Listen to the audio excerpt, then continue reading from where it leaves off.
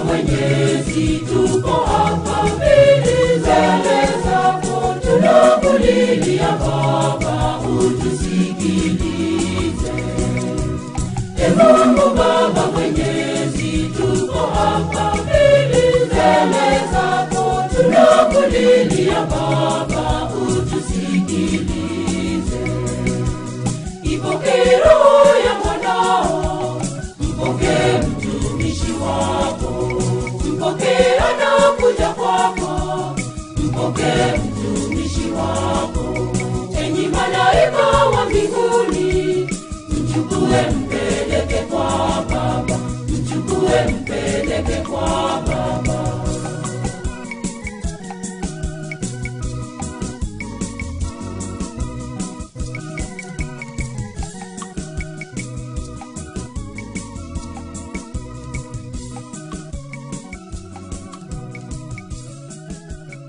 Usiyakumbuke Baba makosa aliyotenda, umsamehe makosa yako.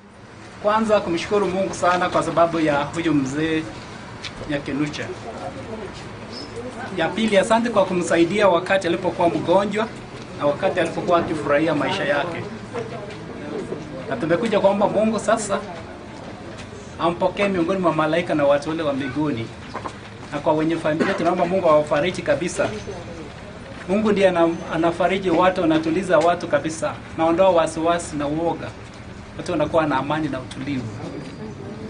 So tutaanza pamoja kwa jina la Baba na la Mwana na la Roho Mtakatifu. Amina. Bwana awe nanyi. Awe rohoni mwako. Basi ndugu na familia mlio hapa sasa, naomba sana tushirikiane kumwombea huyu baba yetu Joseph Nyakenucha na jamaa yake iliyo hapa hivi sasa, ili Mungu amsamehe makosa yake yote na wafariji wenye familia.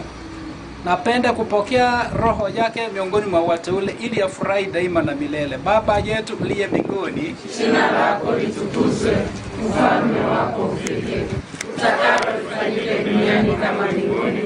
Utupe leo mkate wetu wa kila siku, utusamehe makosa yetu kama tunavyowasamehe na sisi waliotukosea, usitutie katika shawishi, lakini utuokoe maovuni. Salamu Maria, umejaa neema, Bwana yu nawe, umebarikiwa kuliko wanawake wote, na Yesu mzao wa tumbo lako amebarikiwa. Maria Mtakatifu, mama wa Mungu, utuombee sisi wakosefu, sasa na saa ya kufa kwetu. Atukuzwe Mungu Baba na Mwana na Roho Mtakatifu, kama mwanzo na sasa na siku zote na milele. Amina. Bwana awe nanyi. Na awe rohoni mwako. Tuombe. Bwana, usikilize kwa wema sala zetu sisi tunaokuomba sana huruma yako, ili marehemu mtumishi wako Joseph Nyakenucha uliyemhamisha kutoka hapa duniani umweke katika amani na mwanga pamoja na watakatifu wako. Tunaomba hayo kwa njia ya Yesu Kristo Bwana wetu. Amen. Tukisema raha ya milele umpe Bwana, mtasema na mwanga wa milele umwangazie. Raha ya milele umpe Bwana, na mwanga wa milele umwangazie. Apumzike kwa amani. Amina. Raha ya milele umpe Bwana, na mwanga wa milele umwangazie. Apumzike kwa amani. Raha ya milele umpe Bwana, na mwanga wa milele umwangazie. Apumzike kwa amani. Amina. Basi kwa hiyo tuendelee kuimba.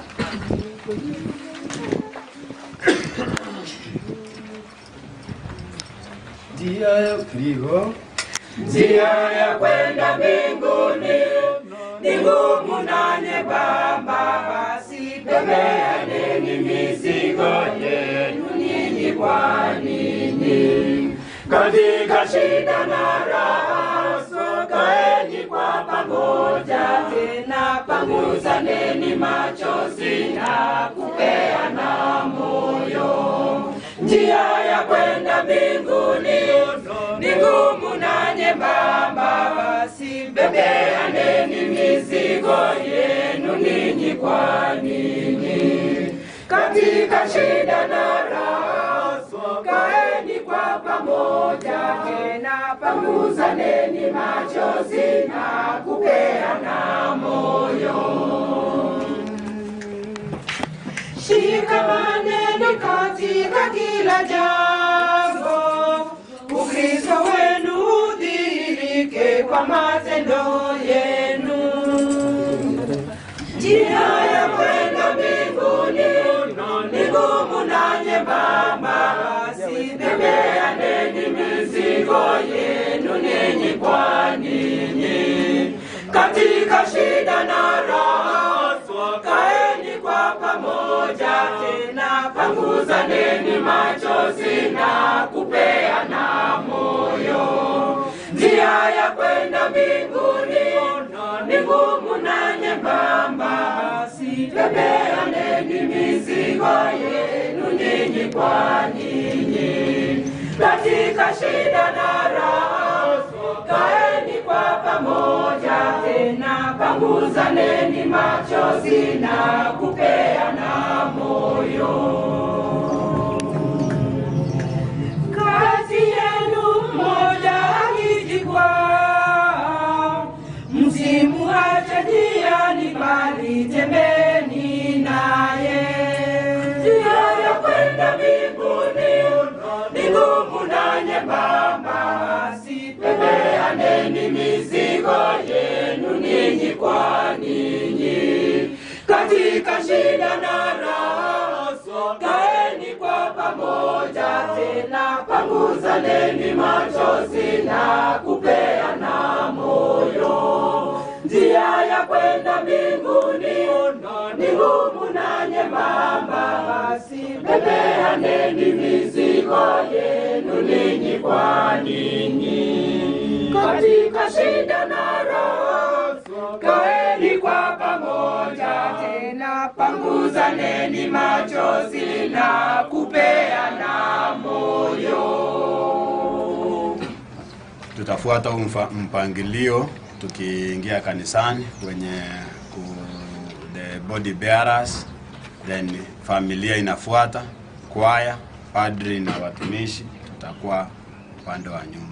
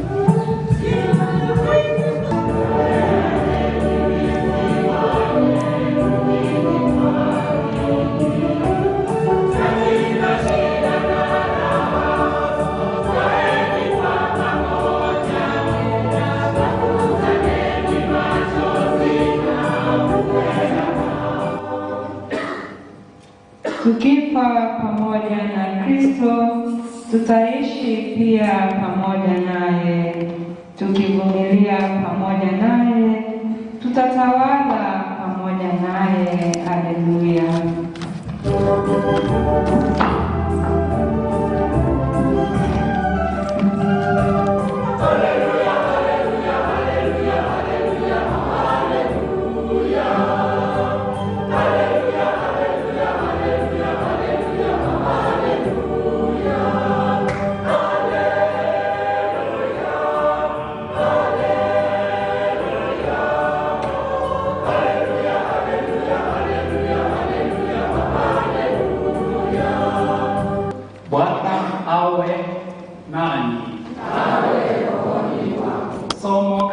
Injili ilivyoandikwa na Mtakatifu Mathayo. Utukufu kwako.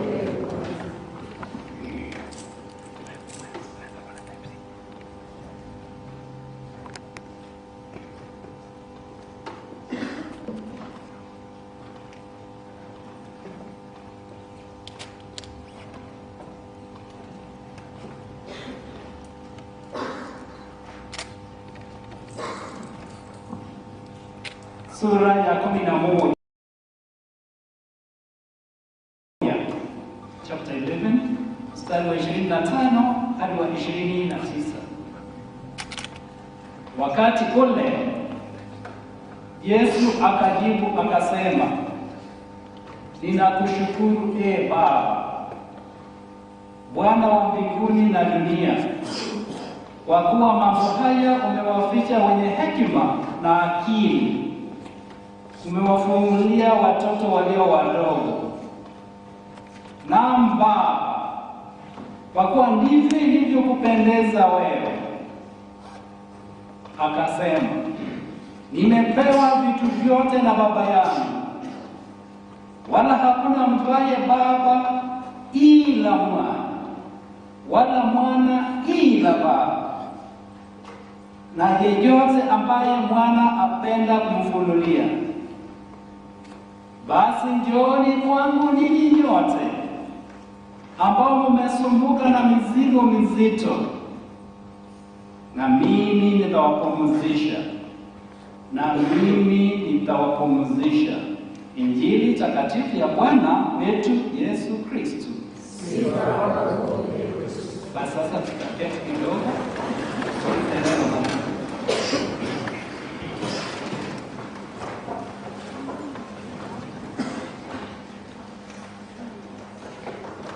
Kwanza tutasikiza neno la Mungu kutoka kwa wanakwaya. Wakati mtu anamaliza safari hapa duniani, tunaimba imepiga vita vilivyo vizuri, mwendo umeumaliza, imani yenye imebaki ni nini? Taji. Basi imba kidogo, tuvumilie kiasi.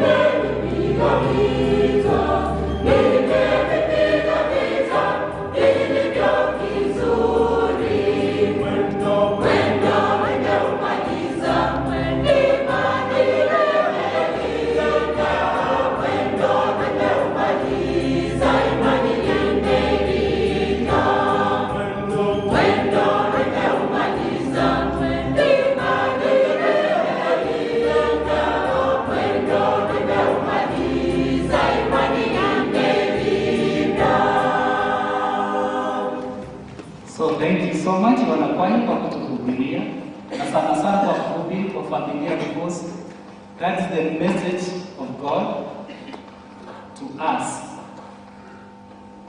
to everyone here.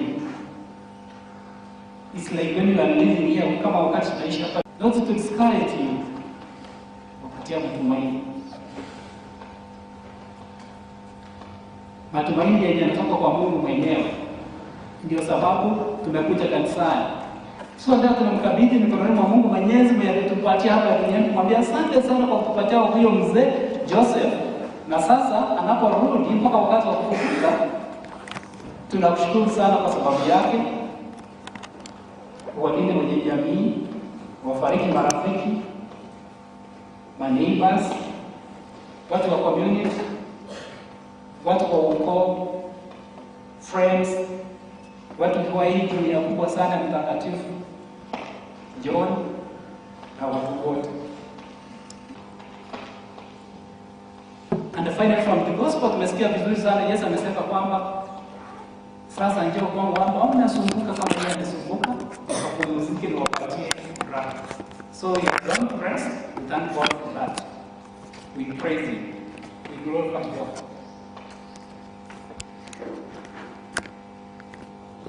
Zaburi 139 verse 8 ya muhimu sana. Hata kusoma yote ni ya muhimu sana, lakini verse 8 ya muhimu sana. The whole of it in general inasema kwamba Mungu anajua kila mmoja wetu. Hata sasa ile mtu anatembea hivi, Mungu anajua. Hata sasa ile mtu anaenda kuketi, Mungu anajua. Sasa ile mtu analala, Mungu anajua. Hata kwamba hata sasa ile mtu amefunga nyumba, kuna giza, amejifunika, Mungu anamuona na anajua kila kitu. Alafu akasema mtu akipanda kwenda juu mbinguni, Mungu yuko huko juu. Alafu akasema mtu akienda kuzimu, akienda hapo chini, Mungu still yuko huko chini. Hata mtu hawezi escape God. Sasa huyo ndugu yetu, now we thank God that after this world is going to rejoice with God in heaven forever. And that sound is very important. Natufundisha kwamba kuna watu wengi ambao saa zingine wakifanikiwa wanamwacha Mungu. Ama wakiwa na shida wanamwacha Mungu. Ama wakiendelea wanamwacha Mungu na mweka kando. He used to come to the church. So he has also taught them that if you don't tell them to come to the church, by coming to the church, they saw that he was coming to the church, so they also put effort by coming to the church. And that's why you're singing so smart, that's why you're reading so well, because he taught you something, and that's why you're giving up. Even if you have taught us a lot and you are teaching us a lot, even as you present yourself, may God bless you. Yeah. So don't forget your teacher, our teacher, a teacher of everyone. Mama, Mungu akubariki, watoto Mungu awafariji, na kila mmoja wenu Mungu awafariji kwa jina la Baba na la Mwana na Roho Mtakatifu. Basi tusimama kwa hali ya maombi.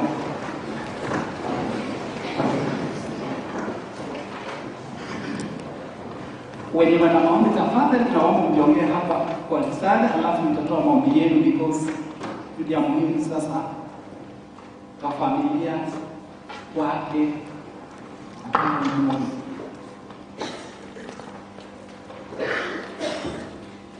And have the reason to thank God also for his life.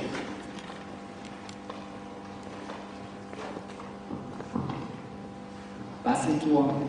Mungu Mwenyezi, asante kwa zawadi kubwa ya uhai uliyomjalia huyo mtumishi wako Joseph. Talanta ulizompatia nyingi hapa duniani na kumjalia kuzitumia vizuri kikamilifu. Na sana sana tunakushukuru kwa ajili ya uvumilivu uliompatia kwa mgonjwa. Ametufundisha mambo mengi, amefundisha inji hii mambo mengi. Tunakuomba Mungu Mwenyezi usaidie kila mmoja ambaye amepata funzo kutoka kwake aishi maisha matakatifu. Tunakuwa wakabidhi kwenye familia mikononi mwako, tukiomba uwafariji, watulize kabisa, wapatie matumaini. Bwana usikie. Naomba Bwana usikie. Baba Mwenyezi Mungu, jana wa leo tunakushukuru kwa misa ambao tumepokea kutoka kwa padri wetu.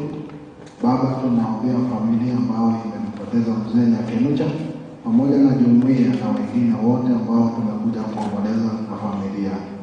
Baba, tunakuomba utusikie. Bwana, tunakuomba usikie.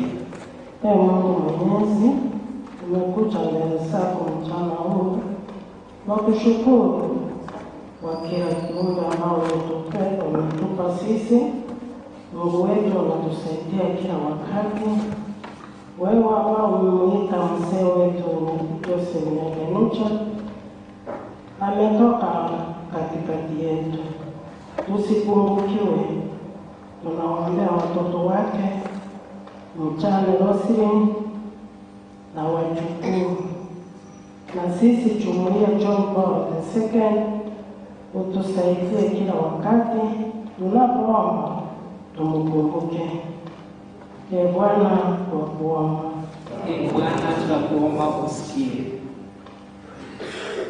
Tunakushukuru Mungu Mwenyezi kwa sababu ya wote ambao umewasaidia wenye jamii hii, hasa wakati wa mazishi, na wote ambao watashughulika kwa ajili ya kujiunga na familia kesho. Uwalinde, wajalie usalama na wabariki zaidi. Ee Bwana usikie.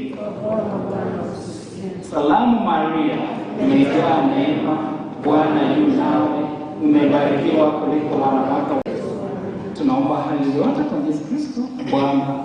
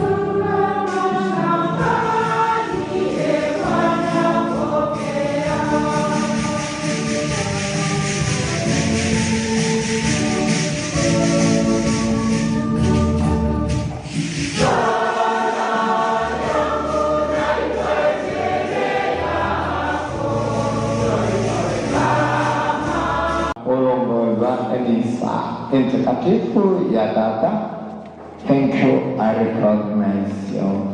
Abantu wengine nabasani nyasaye amewateza togende basi. Asante, ningependa, this is the immediate family of the late. Ningependa kwa sababu ya wakati wachukuu wote tutainua mikono juu na tutaketi. Wachukuu wote, asante, tuketi. Wengine tutajipanga ile Mungu alitujalia katika kukuja katika ulimwengu, na tutasema majina. Mmoja ambaye ni mkubwa atatoa shukrani, ndipo tuanze msafara kuelekea nyumbani.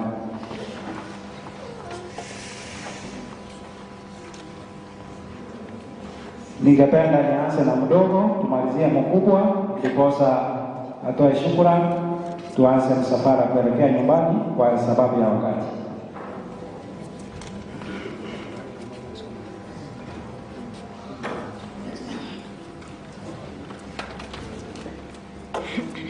Good afternoon. Reverend Father, the choir, and the members who have come to condole with us.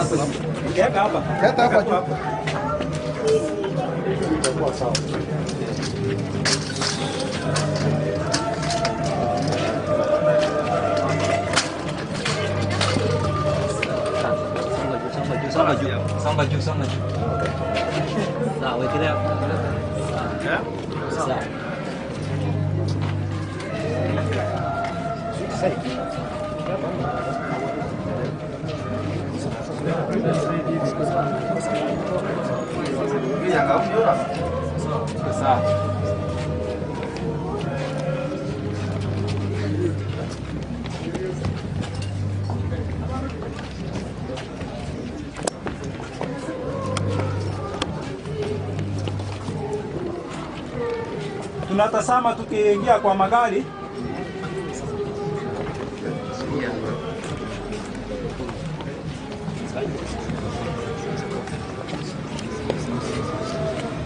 Tupeane nafasi haraka haraka tukisonga.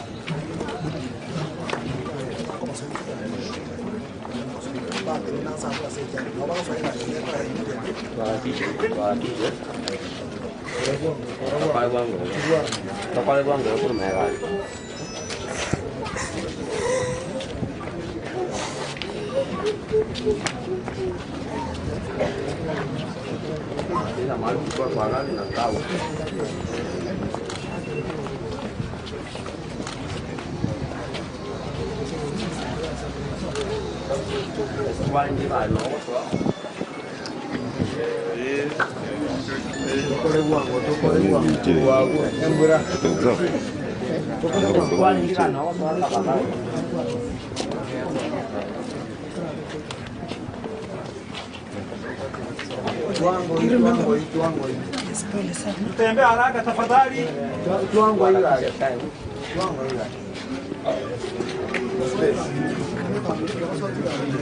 Tonya koso achikali bali twaligereire omubiro na togo kora iga twachakire sawali kogenda.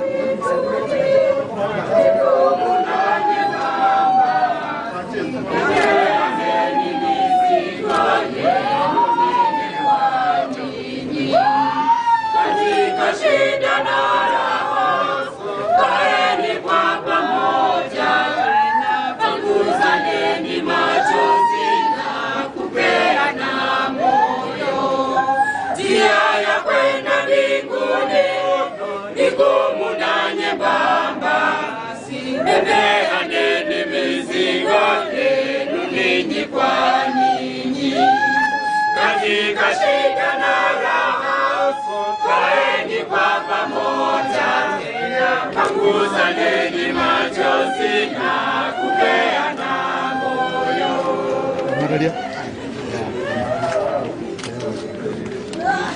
Nikabadili katika kila jambo, Kristo wenu hudhihirike kwa matendo yenu.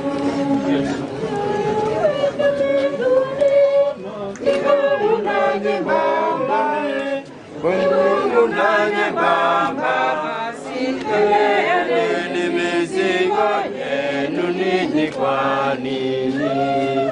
Katika shida na raha, kaeni kwa pamoja, panguzaneni machozi na kupeana moyo. Njia ya kwenda mbinguni ni ngumu na nyembamba, bebeaneni mizigo yenu ninyi kwa ninyi. Katika shida na raha, kaeni kwa pamoja, panguzaneni machozi na kupeana moyo. Msimuache njiani, bali tembeeni naye. Njia ya kwenda mbinguni ni ngumu na nyembamba, bebeaneni mizigo yenu ninyi kwa ninyi. Katika shida na raha, kaeni kwa pamoja, panguzaneni machozi na kupeana moyo. Katika shida na raha, kaeni kwa pamoja, panguzaneni machozi na kupeana moyo.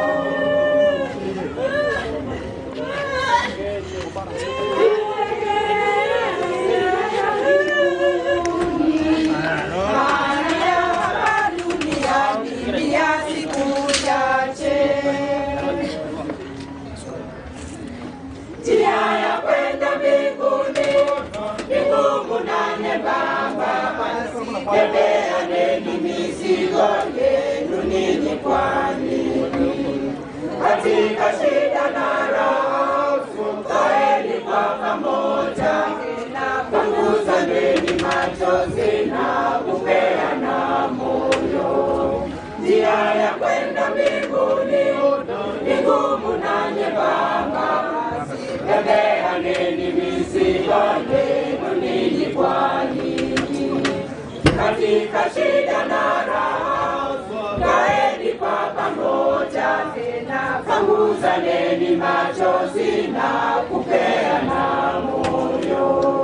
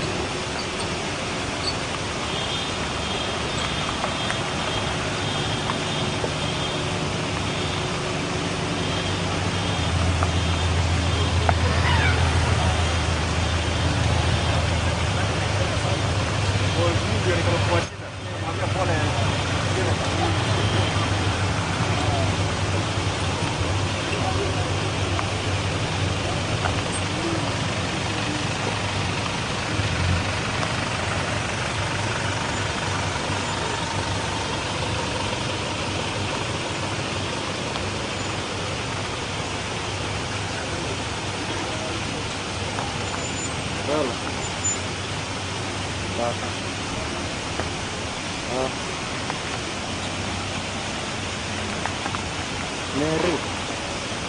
Ada yuko kani. Nilitoka kiasi na shamba nilikuwa nafanya ni tulikuwa na yeye kitu kama saa 6 hivi. Kwa hiyo shamba sasa ndio ilifanya sasa tukaachana hivi kidogo. Ya. Ndio tena ni rahisi. Mwana wana mkisi. Mwana kata kama mbata.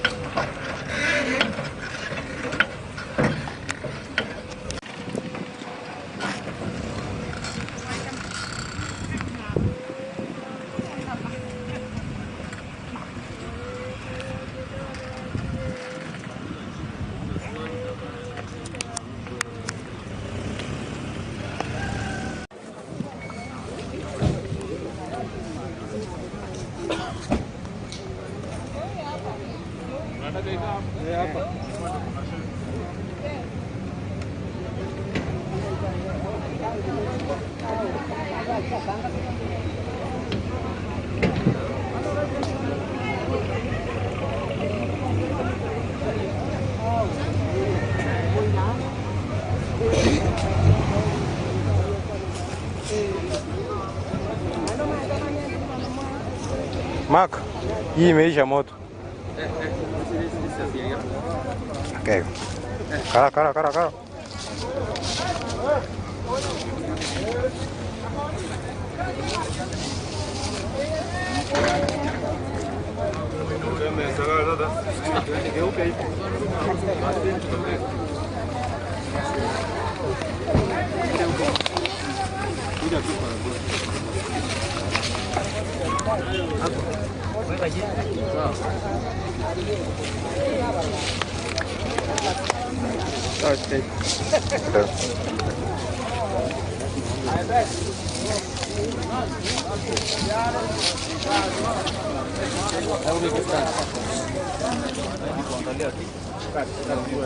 Seria taria tata nĩrĩo mwana nĩrĩo moyo mũtakatifu.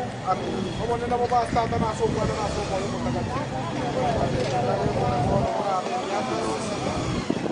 Kigo munene bari barachi gutwakirisha munene abarabo tiga baikoro na sembe chengi yo munene. Yo wonsi kubara eni gwaseri tukoria mambia ebesko yao aseri yao tata. Ayama ketu akobori na yara sebirengere ligito na mioyo yeto twesi abatora igatiga gwenera asore se a Kristo oyo romo bori yeto. Aseri tari asata nerio mwana nerio mobero ko igwa tobekera ine ya kuira ya tobeta. Family ka den bora mono anataka kuona kama hii. Kwa mpangilio tu toka roho berega toka so.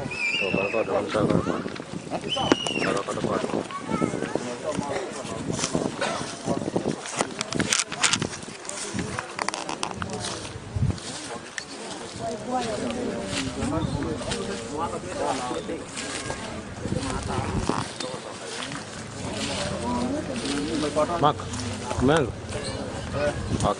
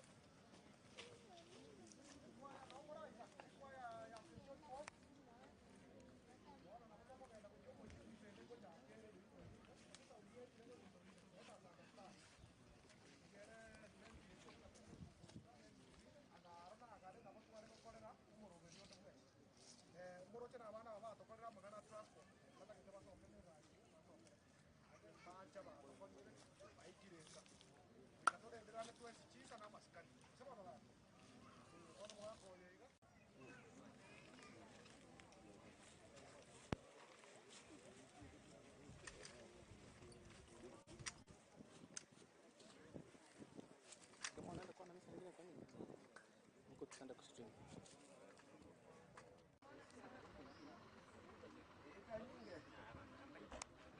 Hapa juu, saidia huyu mwingine. Saidia huyu mwingine.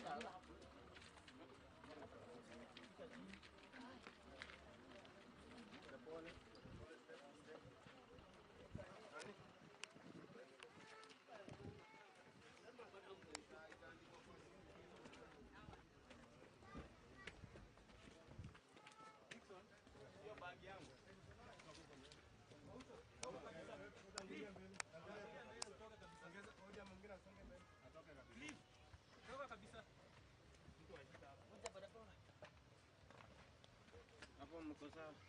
Hapo sasa tumekuwa sawa. Beba juu. Ndio, mchungara. Perangnya na huko.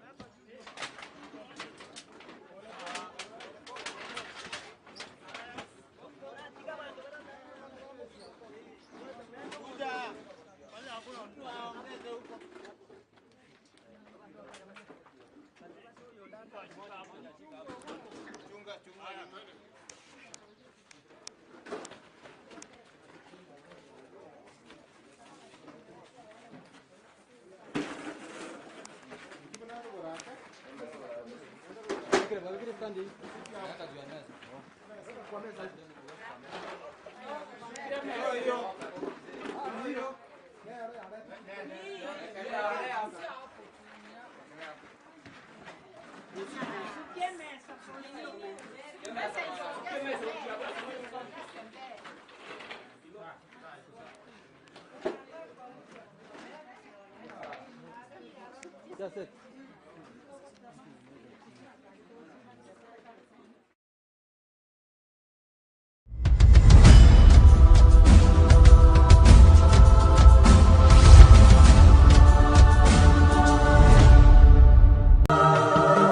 Umetuleta hapa jangwani ili utuangamize. Heri tungebaki kule Misri kuliko kutulia jangwani. Walisahau mpango wa Mungu ni kuwakomboa. Wana Israeli walimnung'unikia Musa.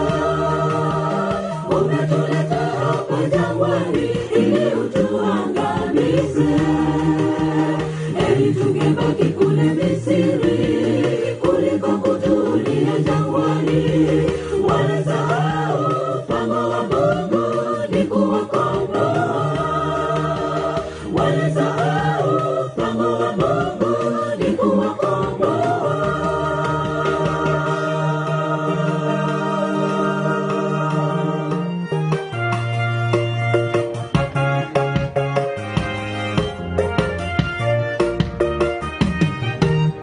Safari ya kwenda mbinguni wapendwa, yafanana na safari ya wana wa Israeli. Jamani, tumejawa na kiburi na wivu, masengenyo kila siku, upendo umepotea. Achana nazo dhambi zako ndugu, ili ufike Kanaani ya mbinguni. Safari ya kwenda mbinguni wapendwa, yafanana na safari ya wana wa Israeli. Jamani, tumejawa na kiburi na wivu, masengenyo kila siku, upendo umepotea. Achana nazo dhambi zako ndugu, ili ufike Kanaani ya mbinguni. Achana nazo dhambi zako ndugu,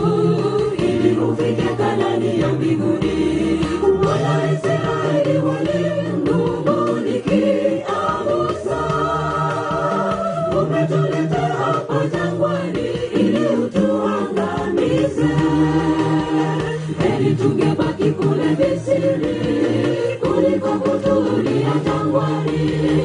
Walisahau mpango wa Mungu ni kuwakomboa.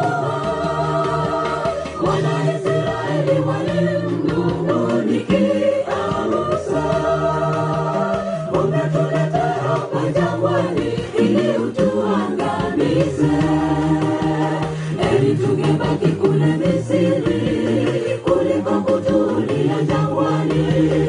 Walisahau mpango wa Mungu ni kuwakomboa. Walisahau mpango wa Mungu ni kuwakomboa. Wana Israeli walimnung'unikia Musa, umetuleta hapa jangwani ili utuangamize. Heri tungebaki kule Misri kuliko kutulia jangwani. Walisahau mpango wa Mungu ni kuwakomboa. Wana Israeli walimnung'unikia Musa, umetuleta hapa jangwani ili utuangamize.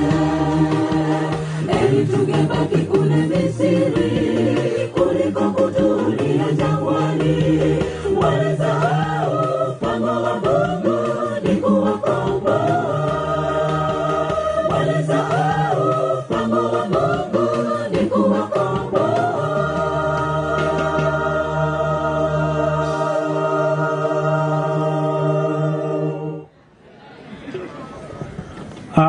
Asante. Ningependa mmoja, kwa sababu mlisafiri, can make a brief statement kwa familia. One of you kindly.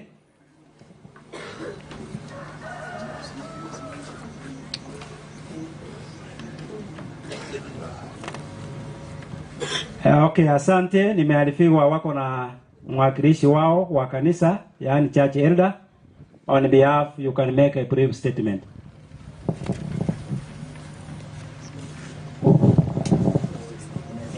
Wapendwa na wasalimu katika jina la Yesu. Amjambo. Tunachukua fursa hii kuleta rambirambi letu kutoka kanisa la Good News Kware Nairobi, mahali mmoja wa watoto wa mzee ambaye amelala anashiriki pamoja nasi.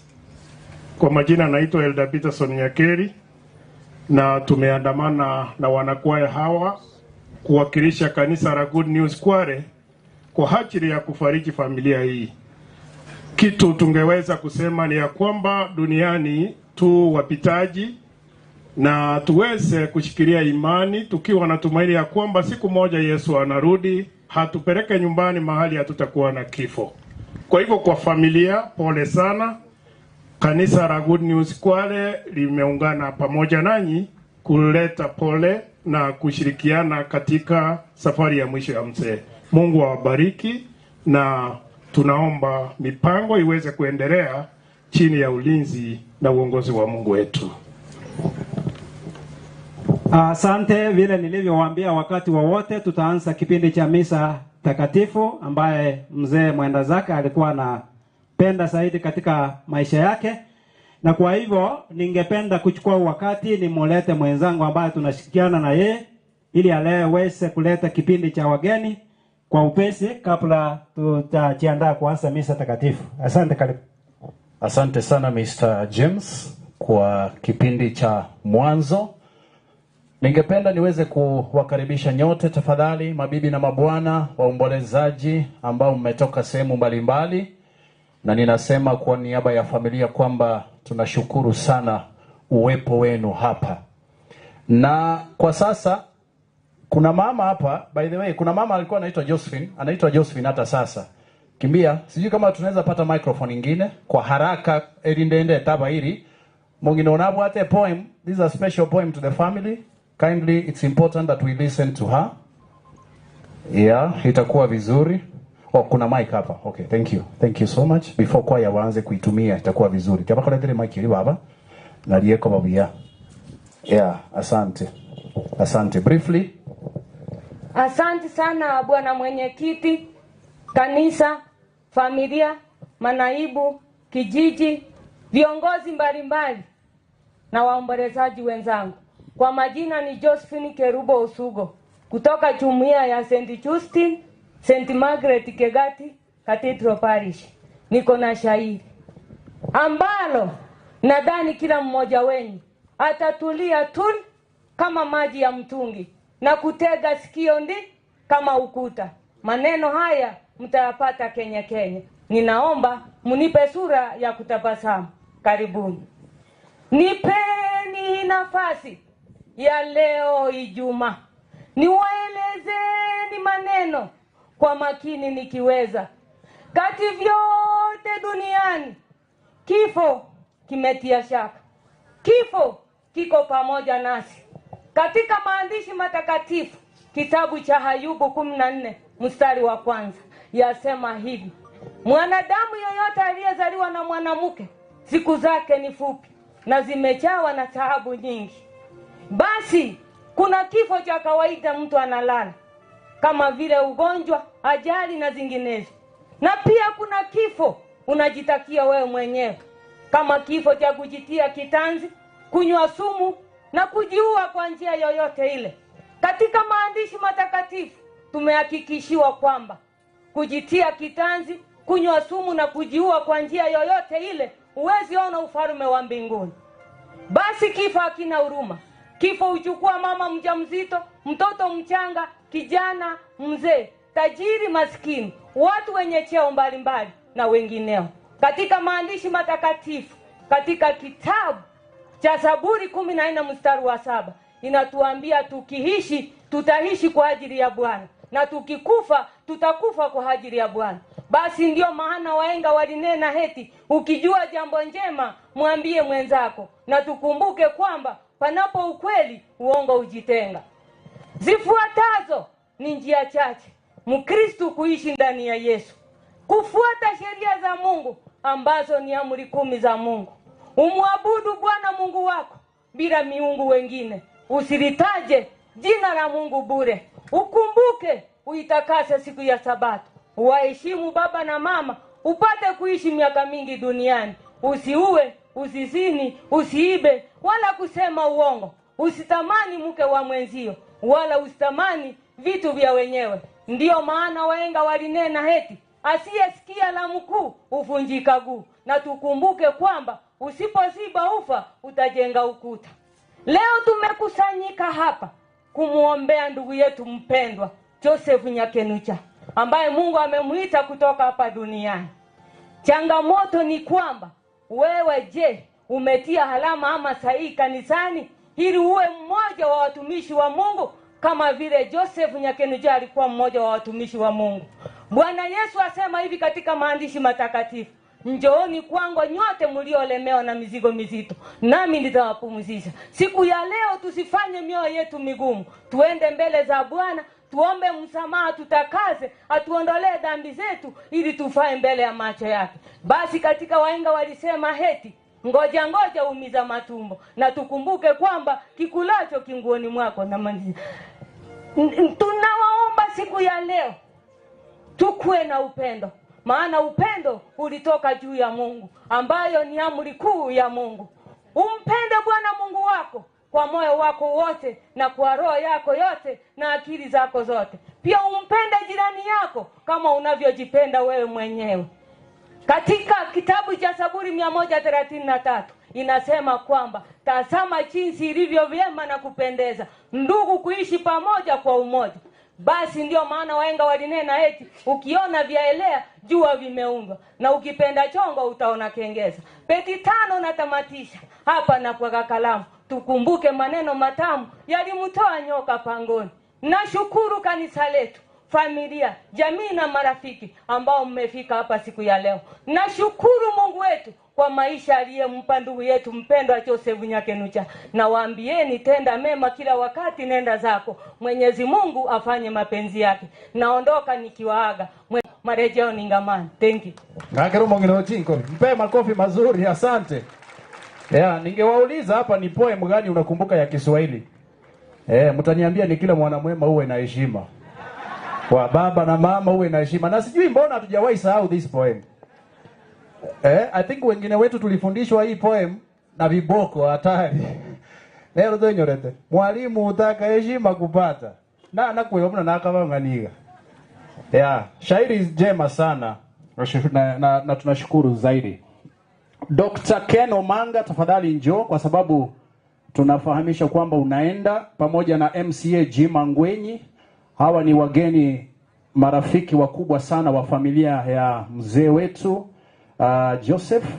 Kwa sababu wanaondoka, tafadhali wacha tu tuwape muda sekunde 30 kila mmoja ili waweze kuondoka. Na ningependa, sijui kama tuna kile chombo cha Irongoli kiaela abana baheshimiwa ndeshiwa na bala Irongoli gaiga. Karibu sana kwa chazi nje kamera hiyo binti biblige mpaka mache ngumbu. Hapa ni vizuri. Karibu. Bwana MC, asante sana. God is good all the time. And all the time, and that's his nature. Wow. Asante sana Wakristo wenzangu.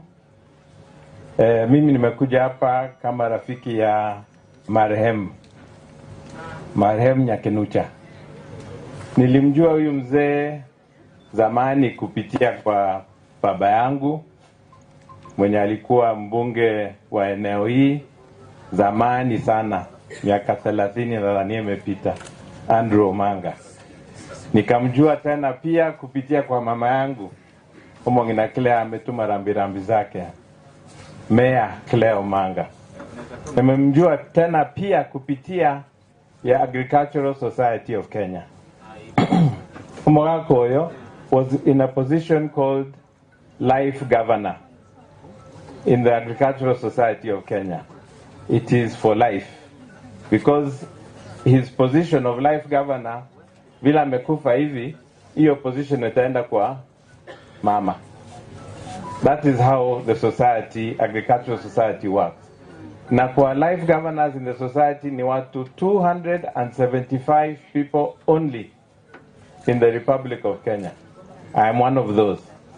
So we are mourning one of our own. Sijui kama kuna watu hapa wa Agricultural Society of Kenya wengine watatambuliwa. So kitu tumesema kutoka familia yetu ya Omanga, tumesema pole. Tumekuja kwenu. It's a difficult time. The young ones, you now need to look after your father's name. We have looked after our father's names, those whose parents have gone before us. It is now your responsibility. Your father was a great man. Mbiamano sana. Thank you. God bless you all. Asante sana Mr. Omanga. God is good and all the time. Kwa majina mimi ni Mheshimiwa Jim Kenyanya, sio Angwenyi vile walikuwa wametutambulisha mapema. Mimi ni mwakilishi wa wodi ambao inaitwa Tabaka, ambao inapatikana pale South Mugrango. Nimekuja huku kutoa rambirambi zangu na familia yangu, kwa familia ya mzee ambao ni rafiki yangu, mzee ambao tumefanya kazi na yeye, mzee Joseph Nyakenucha. Sitakuwa na maneno mengi kwa sababu tuko na shughuli mingi leo Ijumaa. Vile mnajua katika eneo letu la Kisii kuna matanga ambao ni mengi sana, hata katika ile ward yangu mahali natoka kuna watu ambao wanazikwa leo. Lakini nilionea wacha nikuja hapa kwanza kwa rafiki yangu, watoto wake ambao ni marafiki zangu pia, hasa Musa na wengine. Nimekuja kuwapatia pole.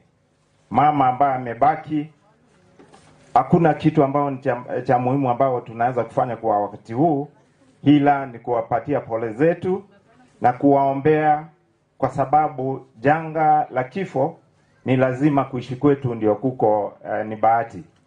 Kwa hivyo mimi kama mwakilishi wa wodi ya Tabaka nimekuja kwa niaba ya wale watu wangu ambao nawakilisha kusema poleni eneo hili, kijiji ambao mmempoteza mzee Joseph. Nasema poleni sana. Sitaenda kuongea siasa kwa sababu hiki sio kipindi cha siasa.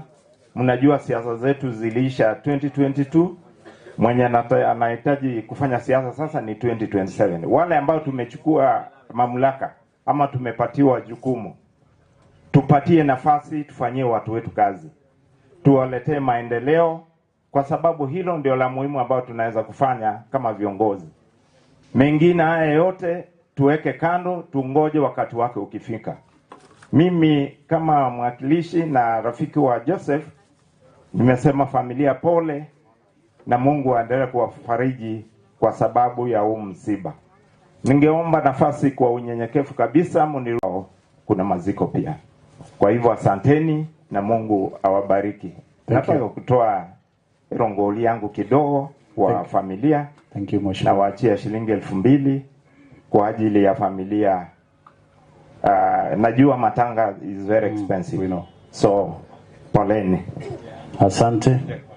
Pia mwenzangu Omanga pia ametoa rongoli ya shilingi 1,000 na mimi nimetoa 2,000. Asanteni. God bless you. God bless you. Yeah, Mheshimiwa, asanteni. Asanteni sana. Mr. Omanga, thank you. Thank you so much. It's a pleasure, by the way. All right. Yeah, amesalimia pia father-in-law wake yuko hapa. He's very happy to recognize him. Nashukuru sana. Now, nataka tuende kwa kipindi kinachofuata kwa sababu nafahamisha kwamba padri yuko njiani kuja na hatutaki kuweza kushikamana sana ili tuweze kufungia vipindi vingine. Wacha niwatambue tu wanakwaya ambao wako hapa. Riverside Moindi Memorial Choir wako hapa, tutawatafutia muda. Pia Getare PAG Church Choir wako hapa pamoja na sisi, tutawapa muda tunavozidi kuendelea. Haya, Chema, ningependa uchukue hii microphone. Itakusaidia mahali, itakuwa nzuri zaidi. Bono, mtake tutoke ndase family. Nataka kuenda kwa family members. And this is how we are going to do it quickly under the guidance of our chairman so that we are able to finish this in good time. Kwaya kuna kelele? Kwaya kuna kelele sana. Na haya matangazo yanapeperushwa moja kwa moja. Haya. Tutaanza kwa familia ya kwanza. Tukiita mtoto wa Nyakinuche, utakuja na wote wale ambao wamekuja kukufariji, itakuwa vizuri pamoja na familia yako. And then we take a photo as we take our seats. Tutaanza na familia ya kwanza. Musa tafadhali njoo na familia yako kama unaweza. Na wale wote ambao walikuja kumfariji Musa, tafadhali mje ili tuweze kupigwa picha. Itakuwa vizuri zaidi tunapozidi kuendelea. Musa ndiye huyu. Familia ya Musa tafadhali, kama mnaweza jiunga naye, njoo. All those who came kumfariji Musa, tafadhali njoo pia. Parents-in-law if they are there, tafadhali. In-laws if you are there, njoo ili muweze kupigwa hii picha. Itakuwa vizuri. Na mweke katikati. Mtaniruhusu, mtakuwa nachanganya ndimi, asuma kumbe naye no mwili gocha. That. Aya, tupungie mkutano. Salute. Thank you so much. Mr. Musa, we will recognize you again when the family comes. Yeah, we will say something small. Let's go to Lawrence. Lawrence, that's the first family. Lawrence. Is Lawrence here? Yeah, na tufuatane hivyo tu. Lawrence, tafadhali. Tukimaliza Lawrence, tunaenda kwa Babji. Familia yake iko?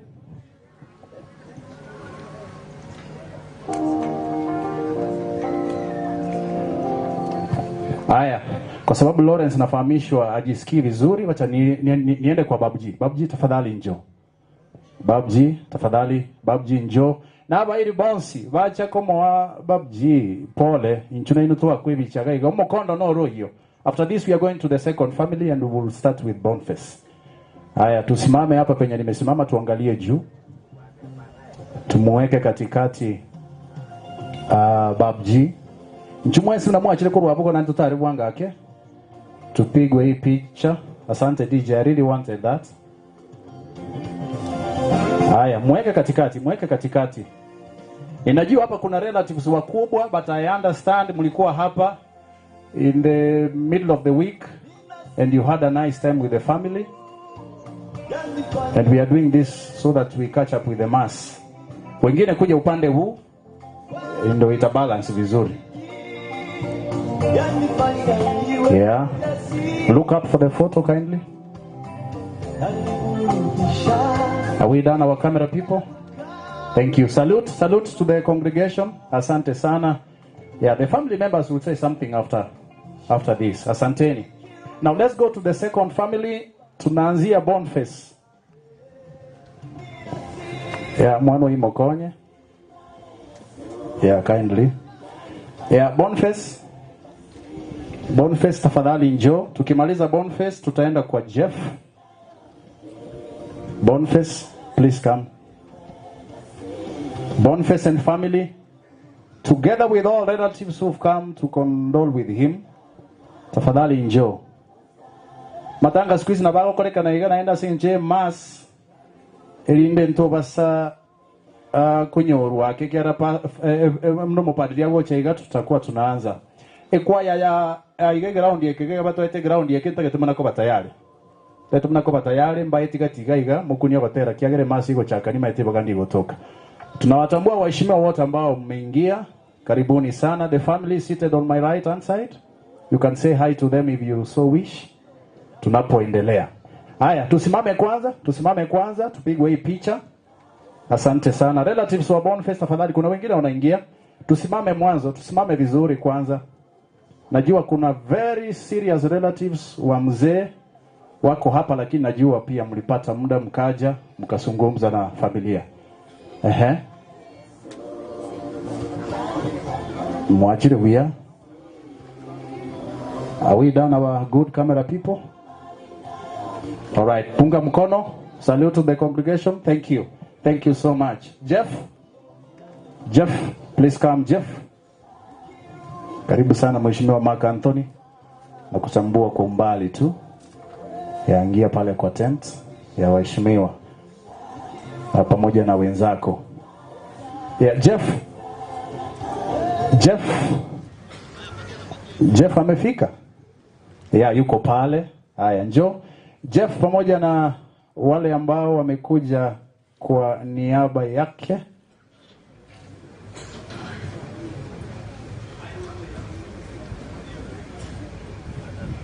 Anafahamishwa Jeff bado anakuja, so sijui, wacha niwasubirishe kidogo. I'll call you again. I think Jeff is on the way coming. He's not here. As you can see, Father pia amefika. I don't know what we will do. Jeff is not here, but yeah, okay, just come. Kwa sababu mlikuwa mshakuja, njoo tu. Itakuwa makosa sana kuwarudisha tena. Because the Father is here, as you can see, and we are beginning our mass any time from now. Yeah, split yourselves. Wengine mnaweza kuja this other side so that we balance in this photo.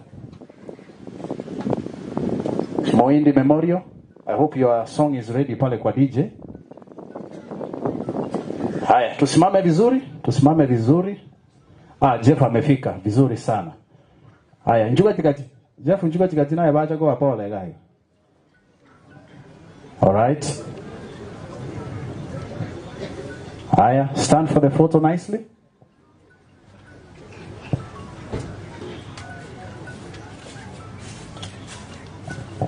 Are we done, our good people? Haya, salute to the congregation. Asante sana. Thank you. You can have your seats kindly. Yeah, thank you. Janet, wacha tuende kwa Janet pamoja na familia yako. Chairman Tokonya ga kindly. Wenye mo father na tukule family. All right. Janet tafadhali kwa haraka. Kwa area ya Riverside Memorial. Ntakete mo baigabu, ebanga abu hotela kwa inoko on standby. Ntakete mbaibere oba second bakana nengo na choko hotela mo ndigererie njere ndingao. Moroje na kienzere, but at least we shall have recognized you, and thank you by the way for the field. Haya, tukuje wale wao sibacha senge nchoko mwapole Janet, wale wote ambao walikuja kumfariji, tembea kwa kasi, muweke katikati. Thank you. Baba bangi gusingaki. Sukira nangi askai gabu mwino. Thank you. DJ, I will want an interlude.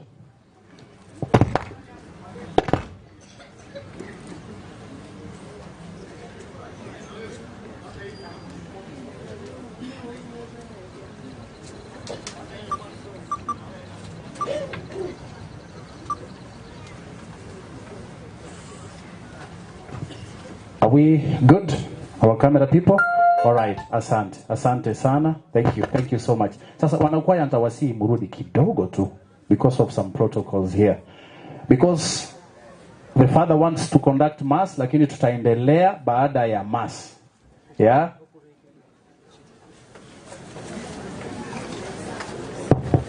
Ekwaya bono nabo togotira gochirogoraria procession yechake abagaka babogori omobere family totire gochiaria nkaete mass inaweza anza kwa saa hii igo tobe ange asebirengera libyo gochake misa igo ekingwaso kia misa ngochaka kere katora akore ebinde mbibugati igo nabo tokoremererani ntomanyeta matanga na manene mono igo lazima mobe na intu igo tutavumiliana kwaya tupande huko familia tokore procession korogoro igera tutirimbuka bagaka baria bakatoliki motire gochirogo gorio mobere mo kochake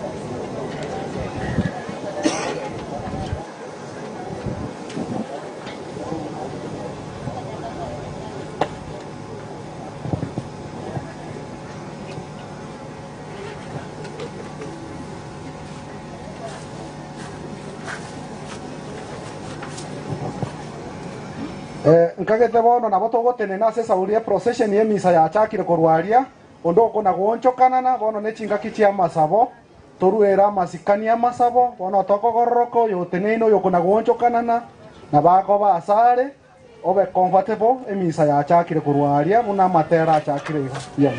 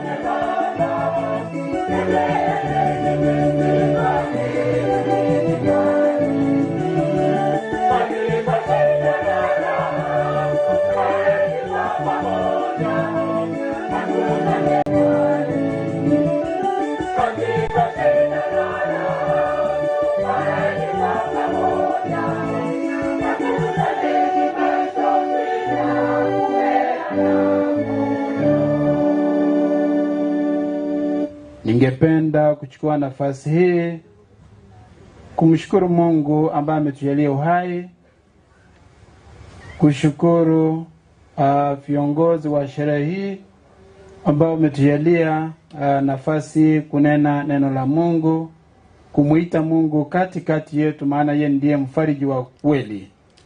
Nanyi kwa pamoja ambao mmefika siku ya leo, tunalo jambo moja hapa: kumshukuru Mungu kwa maisha aliyompa Joseph Mose Nyakenucha na kuombea familia yake.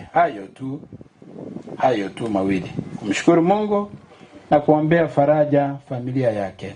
Sisi tu safarini. Kwa hivyo tushirikiane pamoja.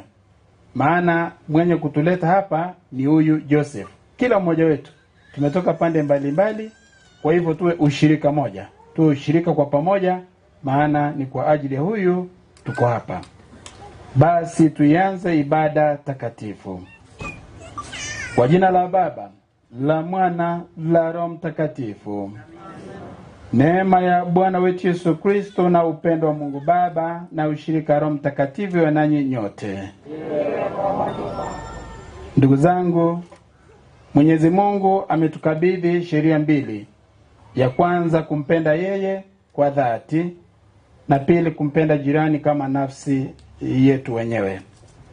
Na si kila wakati tunatimiza. Tunalemewa, tunapungukiwa katika kutimiza amri ya mapendo. Kwa wakati ambapo tumekosea kumpenda Mungu inavyotakikana na jirani, tunyenyekee na kufanya toba. Ni kwa wale tu ambao wanaitikia makosa yao wanasamehewa. Ni kwa wale tu ambao wanatubu, ni kwa wale tu ambao wanafanya toba. Tunyenyekee moyoni, tufanye toba.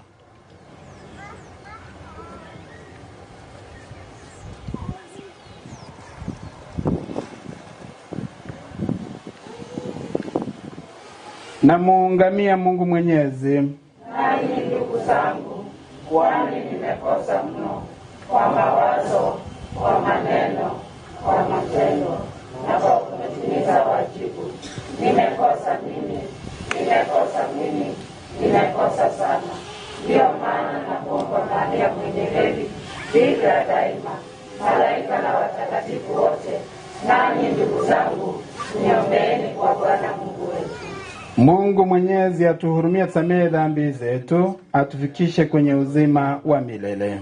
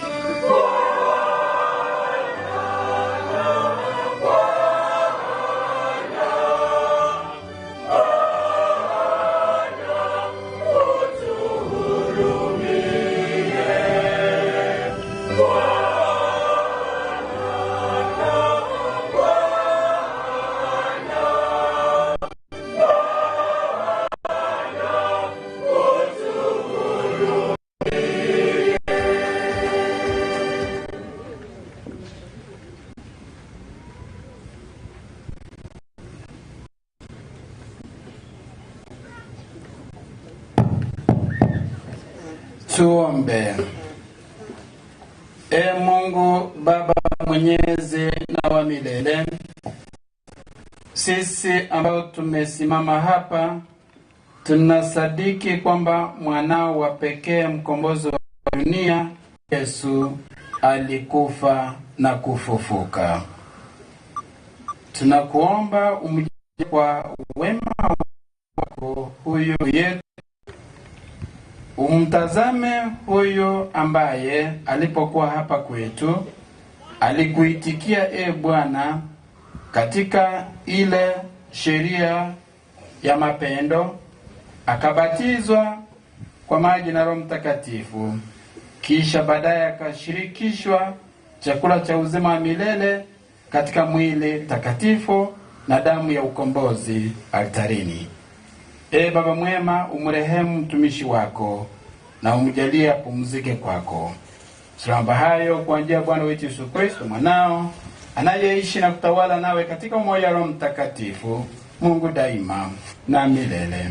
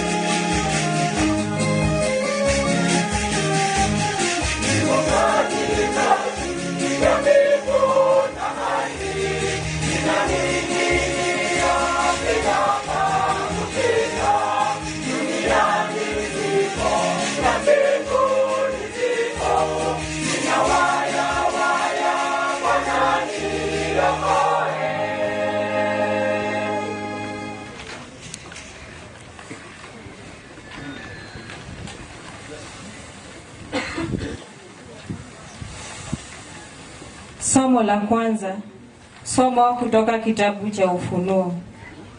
Kisha nikaona mbingu mpya na nchi mpya, kwa maana mbingu za kwanza za nchi ya kwanza zimekwisha kupita, wala hapana bahari tena. Nami nikaona mji ule mtakatifu, Yerusalemu mpya, ukishuka kutoka mbinguni kwa Mungu, umewekwa tayari kama bibi harusi aliyekwisha kupambwa na kwa mumewe. Nikasikia sauti kubwa kutoka katika kile kiti cha enzi ikisema, tazama, maskani ya Mungu ni pamoja na wanadamu, naye atafanya maskani yake pamoja nao, nao watakuwa watu wake, naye Mungu mwenyewe atakuwa pamoja nao. Naye atafuta kila chozi katika macho yao, wala mauti hayatakuwapo tena, wala maombolezo, wala kilio wala maumivu hayatakuwepo tena, kwa kuwa mambo ya kwanza yamekwisha kupita. Na yeye aketie juu ya ile kiti cha enzi akasema, tazama, na yafanya yote kuwa mpya. Akaniambia, andika kwa kwamba maneno hayo ni amini na kweli. Akaniambia, imekwisha kuwa. Mimi ni Alfa na Omega, mwanzo na mwisho. Mimi nitampa yeye mwenye kiu ya chemchemi ya maji ya uzima bure. Neno la Mungu.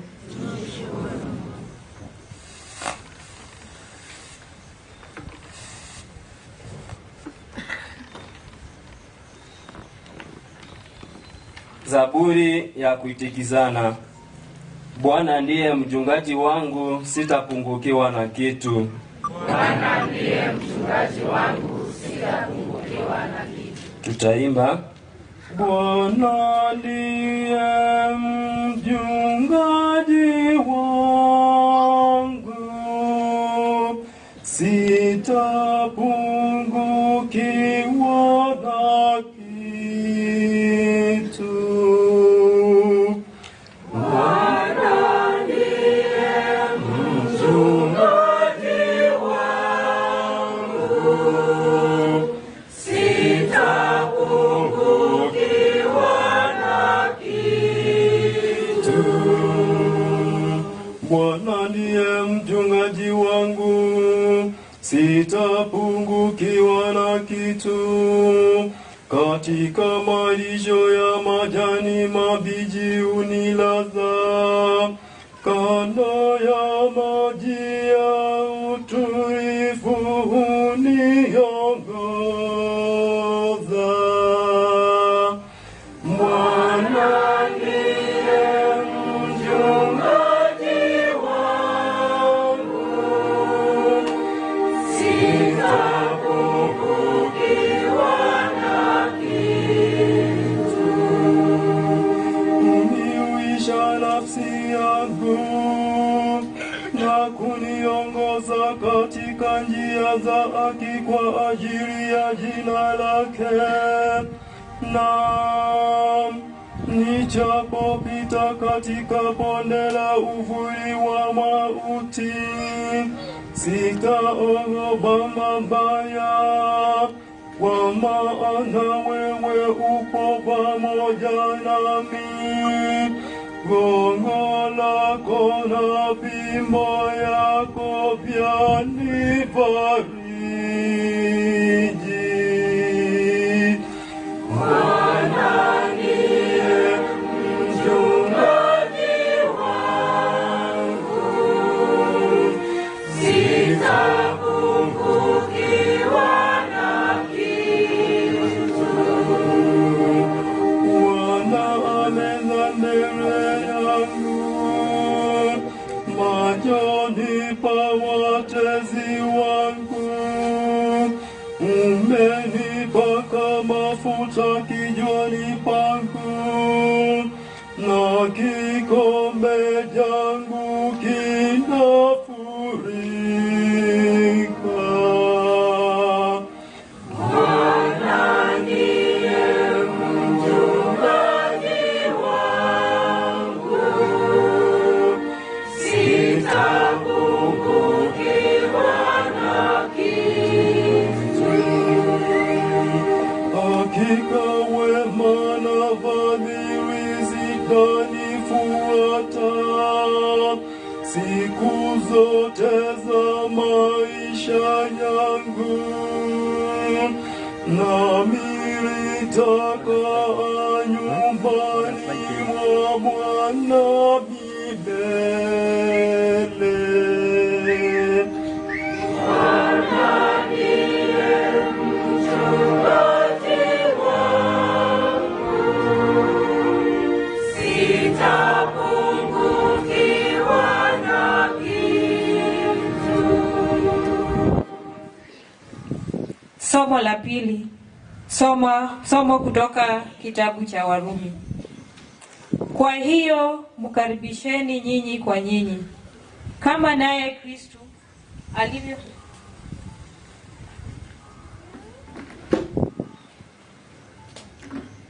kwa sababu hakuna mtu miongoni mwetu aishie kwa nafsi yake, wala hakuna afaye kwa nafsi yake. Kwa maana kama tukiishi, twaishi kwa Bwana, au kama tukifa, twafa kwa Bwana. Basi kama tukiishi au kama tukifa, tu mali ya Bwana. Maana Kristo alikufa, akawa hai tena kwa sababu hii, akawamiliki waliokufa na walio hai pia. Neno la Mungu. Tusimame kwa shangilio. Tusimame kwa shangilio.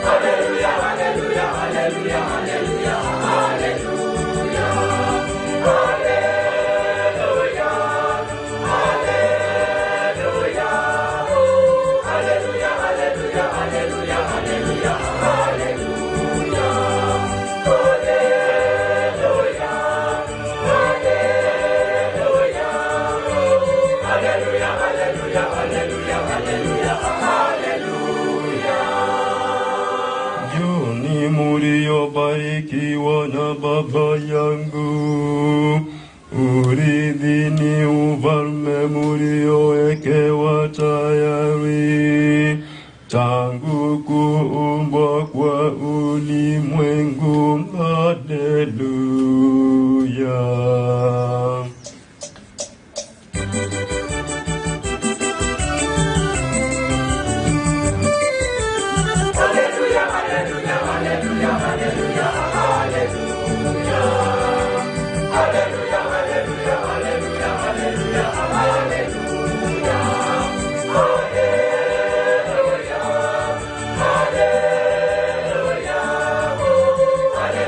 Ilivyoandikwa na Yohane.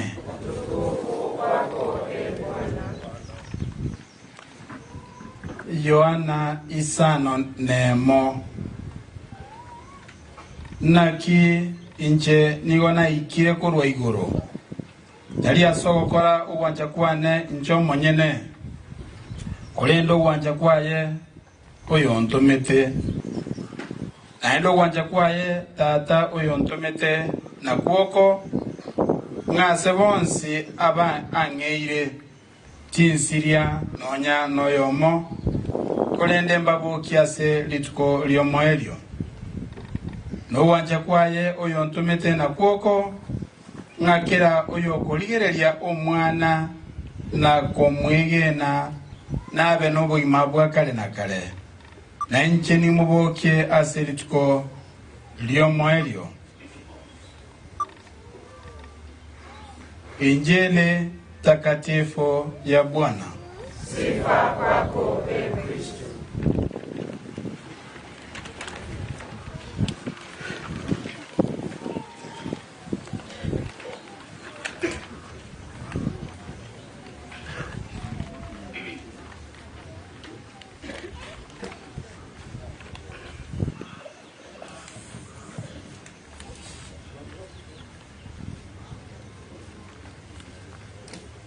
Totera ne unalitwa teba.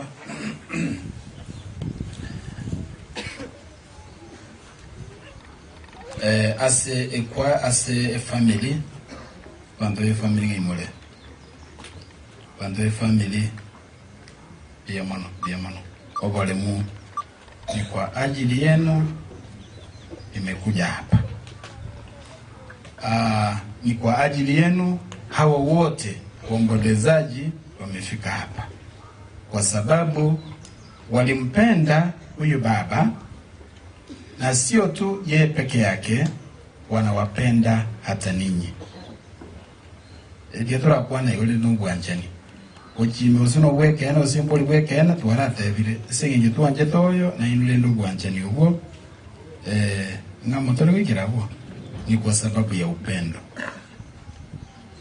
Nimesimama hapa kwa niaba ya paroko ambaye hangeweza wa hapa, maana ameandamana na baba askofu kuenda kuwafariji watawa ambao walimpoteza mama aliaguchie sani Nyandurago ogetuturogorali Masaba. Na kwa niaba ya mapadri ambao walimfahamu huyu mzee, nimesimama hapa. Na Kurwali University ya Kisii University aba minto bali miga bachire kwa niaba ya Vice Chancellor kwa niaba ya university na nchebo igo unoyo Kurwasi University Kisii University tuachire igo na achire chinse mu chinyinge tuabera tuno mwako yoge rangenyo abwi karatasi iri mu bwate nerikire rangenyo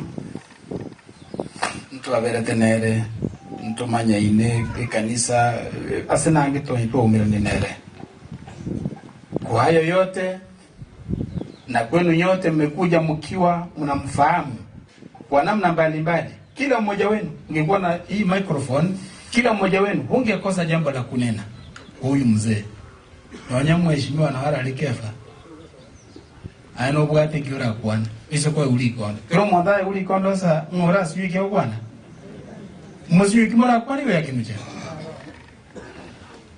Yakinucha kusiyo kio kwa mwalengani. Wana siasa aboko manyora. Wana chisemi education. Oko yanda chisako akobole. Oko yande kanisa yakinucha kobole. Ama gendro yeke nyoro. Oko yanda SK show. Oko yanda cooperatives. Oko irona se kwaya. Osewa no moyo. Ngainya kinucha yala kukole kose. Mangana kiaya. Hapo pande zote. Na ndio maana mmekuja umati. Japo mnahuzunika familia. Japo mnahuzunika, lakini neno lake Mwenyezi Mungu linaleta faraja. Osomo tangani lele mnamwa baba Swahili. Ngacha mukababa Swahili. Oya ndo chimata abogere. Bantu bama ito se mwarusi. Ite igoro yabo. Ite igoro yabo ite I'm telling you. Genda kuchi bunyamatoro goroga. Umubate ngantu ache basi ngi magorusi. Bono bakubole ibono tokaleki. Iva kibali kwa bosa.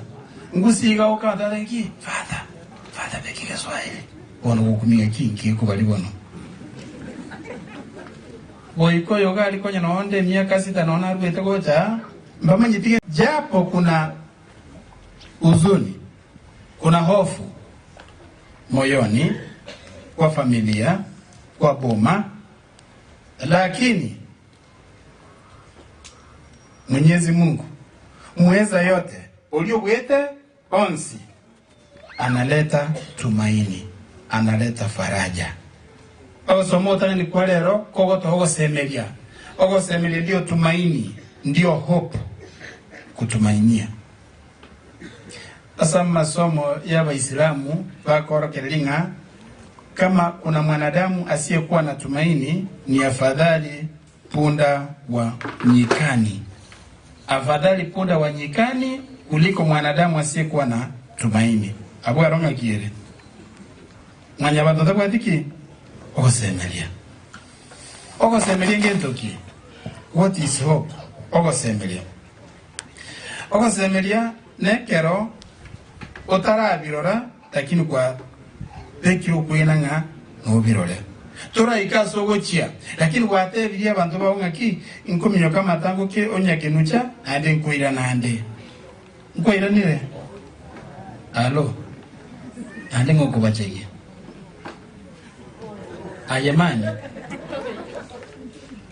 Ngoyo oro machege maiga. Nguko rangil kabira wana mangana ko bara makong. Nante gerrete. Stari ko umunu ino bali abanyamato. Aya. Tutulie tafadhali tutulie. wana anto bategere tengana ya Nyasaye tadiro to wansa kubne birogo e karatasi ya matanga na chengererie. That's a distraction. Mpe Mungu nafasi anene nasi, mpe nafasi, mpe. Kama umuhitaji Mungu, wape familia nafasi, wamsikize Mungu, maana ndiye atawafariji. Nyinyi mnaondoka tu. Si hata mimi nitaondoka. Kila mmoja wetu tutaondoka, tutaacha familia. Na tukiondoka tuache familia ikafarijiwa, itakuwa huzuni. Tumewaongezea huzuni na machozi. Na ino family that want to have a distraction. This is a special moment. It never comes again. It never comes again. Booklets will be there. Water na hizo viti zitakuwa achana nazo. Kwa hivyo tumaini ni kwamba na tebiria bantu bane na achira matango nyakenucha nguira nande, lakini sijarejea, lakini niko na tumaini kwamba nitarejea. Na habe kiro kuyena ngaki matanga gako era kokorandeki. Lakini njira gabu ni mire no maine. No maine njirabu soko na maine. Tumaini. Na mwanadamu ameumbwa ili kwamba awe na tumaini siku zote. Mwanadamu awe na tumaini siku zote. Ekero usimika tuvuga timu maene ngano chobigese. Unapoenda shuleni una uhakika utapasi, lakini unatumainia. Unapoenda safari una uhakika wa kurudi, lakini unatumainia tu. Ndio maana wanasema wengine kwamba inshallah, kwa mastahili yake, akipenda yeye karanje tali chingurichiane tali kubwakwane. Inshallah karanje Nyasaye kagwanja tugwirana, tunaweka tumaini. Tumsifu Yesu Kristo. Na maisha hapa duniani ambayo tumepewa tuishi mara moja tu ya kutumainia maisha yajayo. Ni kutumainia. Pasipo kutumainia basi angamago kortali kubeka enyongo aliyase amachago agoitekera. Lakini ekera aligiridi amale ulili kuna dalili. Akiona dalili anaweka kile chungu ili kinyesha amachago liki aswaine. Aratia tabeke nyongo lene embule muigami mwakereli. Gako irana ngajawanzera. Tairo chakuchia. Bwana kero kulti motungi ochiroje ne mbura getuete nyinge. Ngakia bantu bako kolire barra. Alo. Mbura etuete. Lakini ngwata achete. Omotungi obogolite na kibono korekana. Tumsifu Yesu Kristo. Inga buno kolire lina ki yabe kire nyeri. Bono lwanza gukora kende bono sothie. Kora enyeri konya gutigira bono nye. Lwanza kuliga randi otigeyo. Ngwanza usibiga randi. Tumsifu Yesu Kristo. Igongwa yarolile.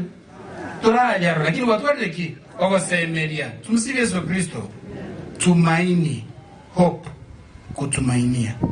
Na ndio maana katika somo la kwanza Yohana anapoandika ufunuo wa Yohane kwamba tazama Bwana Mungu ashanena, yote yamefanyika kuwa mapya, ya mbinguni na ya duniani, ulimwengu wa kale na yote ya kale yashapita. Anayenena ni Alfa na Omega. Ashanena kwamba kila tunapofikia tukio fulani ni mwanzo wa tukio lingine.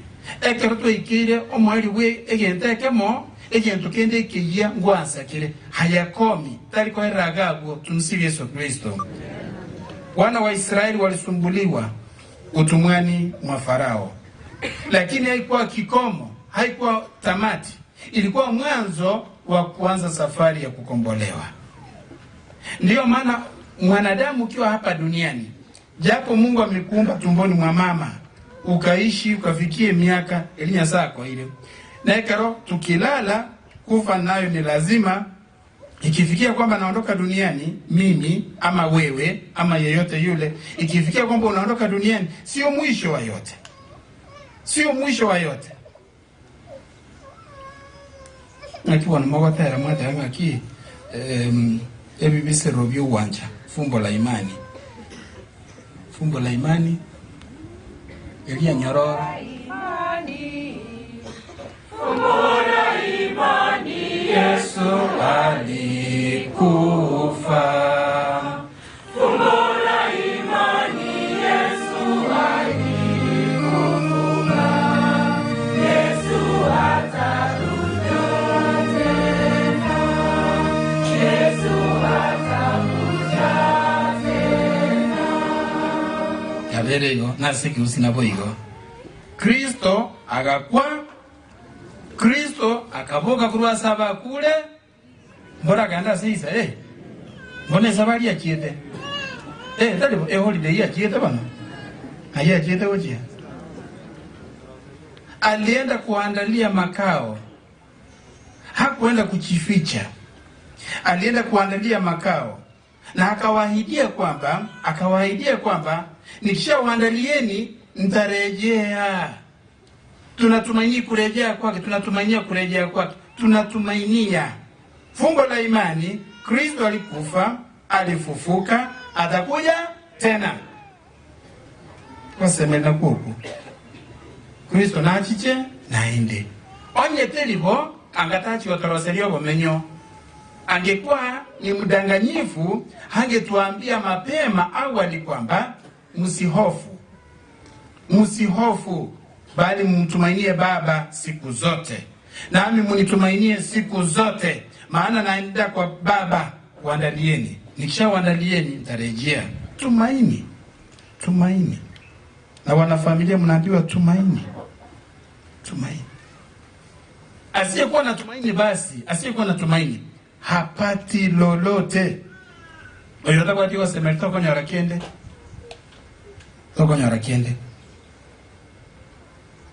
Wanasaikolojia wanaelezea kwamba mwisho wa jambo ndio mwanzo wa jambo jingine. Ni kweli? Mwisho wa jambo ndio mwanzo wa jambo jingine. Enga buna kero gukora nasari likale. Ebimwale ata usisi isi wati mota timi maidi. Njena nyolte ndo twala kobekaga. Iga wono kyalenge. Nalo mwali mupita ga yuka kongeli ngiga twala kobwata ya. Ndo twala kobekwa otakune tiga iga rudi nyumbani. Ila nanka yando la nyoro ngoli na maguko tola isana utoshi kitu rudi nyumbani. Lakini ukiweka mkono ukipimisha ukiguza huku wewe ingia. Nasali ya lenge bano. Nasali ya lenge. Ngwani ya lenge. Abande bebile. Tumusibi Yesu Kristo. Aya. Nabera vengwani seinaye ngwani abande so abone nasali. Don't worry. Tumusibi Yesu Kristo. Bono bali mwalengo engakiyo na bali ba mapema. Bono mwisho wa jambo ndio mwanzo wa jambo jingine. Eka kwa bikira kwa boko igo basi kwa denga gwagwene ile soe class. Nande kwa gokora it was like a grading system. Nande bono swauchia asande primary waso secondary waso university. Mwisho wa jambo ni mwanzo wa jambo jingine. Omwelio bado turaika. Hata kama ni mwili wa Yosef, umobiro yuve kilima, usio mwisho. Ni mwanzo wa jambo jingine. Bona nakuwa nangaki Kristo akakuwa ekera kwete si alizikwa. Ilikuwa mwisho. Haikuwa mwisho. Alifufuka. Hono tuache procession kuruga alirogoralia. Na sisi ni umubiri oyo tuatane family na banakwaya. Ile msafara tulikuja nayo ya kuelekea hapa. Na hapa ambapo tulielekea kumejengwa nini? Kumewekwa nini? Hapa ngikebe kile giga. Giga litali nera. Na tadi alitali bosaigo. Dige libana mangana kabe kiroro na ile. Bendera ni kabe kiroro. Kwenye madhabahu kunayo bendera imewekelewa juu yake. Na bendera hii si ya mkoloni. Haijaletwa na mkoloni. Ni ya Kristo. Na bendera hii Sio kama ile elimu ale mtu alego chengera lende libabo tenyo no yonde na ngakimu alkumulka. Kule kuitwa na kuelekea Yerusalemu.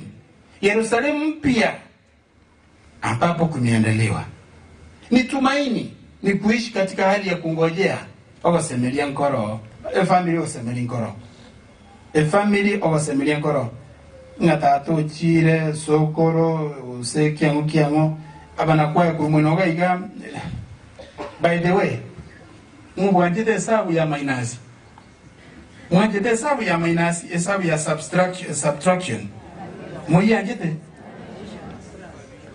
hesabu kimwanjite addition mwanjite ndio komenta mwanjite hesabu onyene girede kero kwata ngakinje mbwate minus ngirede kikwanya waleta baba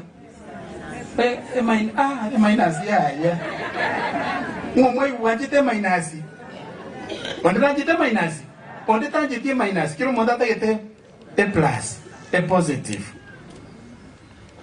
By the way, na boigo bali wana biashara ukipiga mahesabu alafu upate negative minus, kuna mwenye anapendezwa? Hata shuleni ni hivyo, ondeze yote minus. Hata kwa wanasiasa mbole keva huyo ekerwa de chikura keva ine chikuro mako nyanga ki nganyalebe igetuo gete nchinchi aba minus oko osmaili ko igubuya wazo jiko nyalanye wabaserete ayaya onye waserete abantu makonyola kuruge tuo gete minus ya negative. It is very devastating. Yeah, monte wajite minus abana kwaya, now you are -1. Hello, yes. Abana kwaya, you are minus him. Are you happy? Thank you. What about the father? I am -1 sheep. Am I happy? I'm not happy. Then who likes a minus in life? Who likes a minus? In business, nobody likes. In education, in politics, in the church, nobody likes that, a minus. However, within church circles, like we came in a procession, there is hope here. We came in a procession, there is a hope here. Heading to Jerusalem, the new home which the Lord has made for us. It is not a loss. And that's why it is in losing that we gain. Krista goteba omutunyana wikatogwa cyo mubuno bwaya. Ukisoma Yohana 12, mbegu itabaki kuwa mbegu, lakini ile siku itaanguka ardhini kwenye udongo ikafa, ndio itamea. Isipoanguka ikamea, itasalia kuwa ile moja tu. Ebi bando bwate birosene ekila ya mosene chingendo motoliro na wachitegalite ko babuna chirego. Lakini ochire mugondo chisiale ukiwa na tumaini kwa bwato kwa semeria. Maambia ko rusi motoliro yo mugondo. Ya. Abora rusi ebero setatu. Ni kwa sababu ya tumaini. We don't like a minus. But there is hope in the Lord. Even when Christ died, there was darkness all over. It was darkness all over.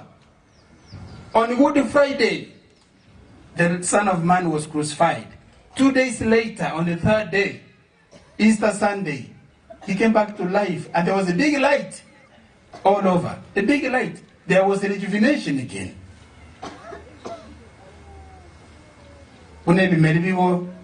Bigo somoria uno bunyansi oboiga mubasoko bomonge kego tunande kuarolekana kunalo tumaini. Jambo ambalo tunaambiwa wana familia ni kwamba huyu Yesu ambaye huyu baba yenu alimpenda akamtumainia awafariji. Banya basasiroti ko nyaraba ingeli bako bagaiga nabangi bali gocha ababere cathedral nabangi bali gocha badase ngejote Friday matangana mange naika goteba mbali konyara wikabonsi. Tumtumainie huyu Bwana Mungu wetu siku zote, kwamba alikompeleka ndugu yetu baba yetu Sokolo yoiga nyekinucha omoira sarage ya. After all, do we intend to remain here? Do we intend to remain on earth? After all, we may cry and cry. Abantu bale bakoteba ngabono, I've lost my beloved. I stop. Tinko lindagira kuraro. Mbara bauti yako lindagira. Na nda haro go tiko bwateria, otiga gwesibia atenga bono nyara go kule tinko esibi. Igwa. Abangi na osaba kaka bono. Anto bale bakobwateria batia gwesibia. Te bana ina bokale mbwanje timache, dia utamera ngasibe nyareba. Na bande baroro monta agwetiniranse. Omonta agwetiniranse asengejo the loved one has gone by. So regardless of the style of grieving, regardless, lose not hope in the Lord. Grieving, however, do not lose focus in the Lord. That is the message. Do not. So serious, Emily. Nkyobi pevuja na inde. Omwana ole kerasi nanda batebanga mambi ninchenteme. Yena nyole minus SMS te gocha ninchenteme kole buyake. Nonyono mukansura gote obe, lero bali ko kansura. Tamsie kefa ona yenkere terende na indo jensa ona kokorere. Bali bande buya mwake ngana. Ekalo chikura chia keire. Oko tiapigo sokwe okwe omoyo ngaki. Era undiende. Nchengende ndigelia senta koleta buya round yende kwa semeriko kwa taki nkorororo ni biashara ni kuwa na tumaini. Ndio maana tuko hapa. Isingekuwa tumaini mimi nawe hatungefika hapa. Kwa hivyo tusiwaongezee hawa machozi bali tuwapanguze machozi. Timo bamenta maliga kwenda kumokonya karaki kubatinya ki amaliga mo bamenta maliga. Ekero Yesu utadra Martha na Mariamu baada ya kufa Lazaro ameenda kuwafariji. Hakuenda kuwaongezea machozi. Walipomuona wagapanguza Maria omanene tarora wakamnyoka. Maana alipo Kristo yote yawezekana. Ndiyo maana Mariamu alikuwa analia. Martha alikuwa analia. Lakini walipopata ujumbe kwamba Bwana ashafika. Omaneno ke okoreki wikira omaneno ochire ngibano bakorete ikoba imugete kumulaki Bwana. Na huyo Kristo ameshuka kwetu hapa. Katika neno tunasikiza akiongea nasi. Na katika sakramenti hapa altareni tutampokea huyo Kristo. Ameshuka kwetu. Yeye ndiye mfariji wa kweli. Yeye ndiye Alfa na Omega, tumesikia katika maandiko ya leo. Tomo semeli ya botambe. Tomo semeli ya botambe. Tomo semeli ya manene botambe. Yote yamefanyika kuwa mapya. Ya zamani yameondoka. Ya zamani yashapita. Yote yamefanya kuwa mapya. Tumtumainie siku zote. Aliye na tumaini azidi kuongezewa tumaini. Aliye na upendo azidi kuongezewa upendo. Aliye na imani azidi kuongezewa imani. Oyo tabwa dirende. Oyo tabwa tikende. Oyo tabwa dirende. No wanyamba libe chitalanta bata betanga ki roro uli obwate momentere. No uli agachanga njena chete kabisa bagatenga moule mokoleki momentere oyo obwate. Ndio maana sisi tunasema kwamba tukiwa na tumaini Bwana Mungu awazidishie tumaini. Ukiwa na mapendo awaongezee nini? Mapendo. Mkiwa na imani awaongezee nini? Imani. Mugendere kwa le family, mugendere kwa la mabutambe. Ndio maana mwenzi kisa mchonsi amwaja saa ukolera Joseph. Unatuate bakisako niloche uniform yesako gabo pako umwalimu wana na amora. Umwalimu wana kuhesabu na wale ma. I've seen my teacher. Mwalimu wana bia mama ne manyeta asali. Amura bona amoro isena muroje. Nanso metie hesabu. Lakini ngatatia ngendo kusazirodi. My teacher ngayore wono. My teacher kwali gerise. Mukyo koboko ya my teacher. Oh, yumabu. Mwalimu wana bwesabu. Thank you. Na bade bara kwa basani batari bake. Mwalimu Peter nalega ne familia ya kurubugira ngorogoro.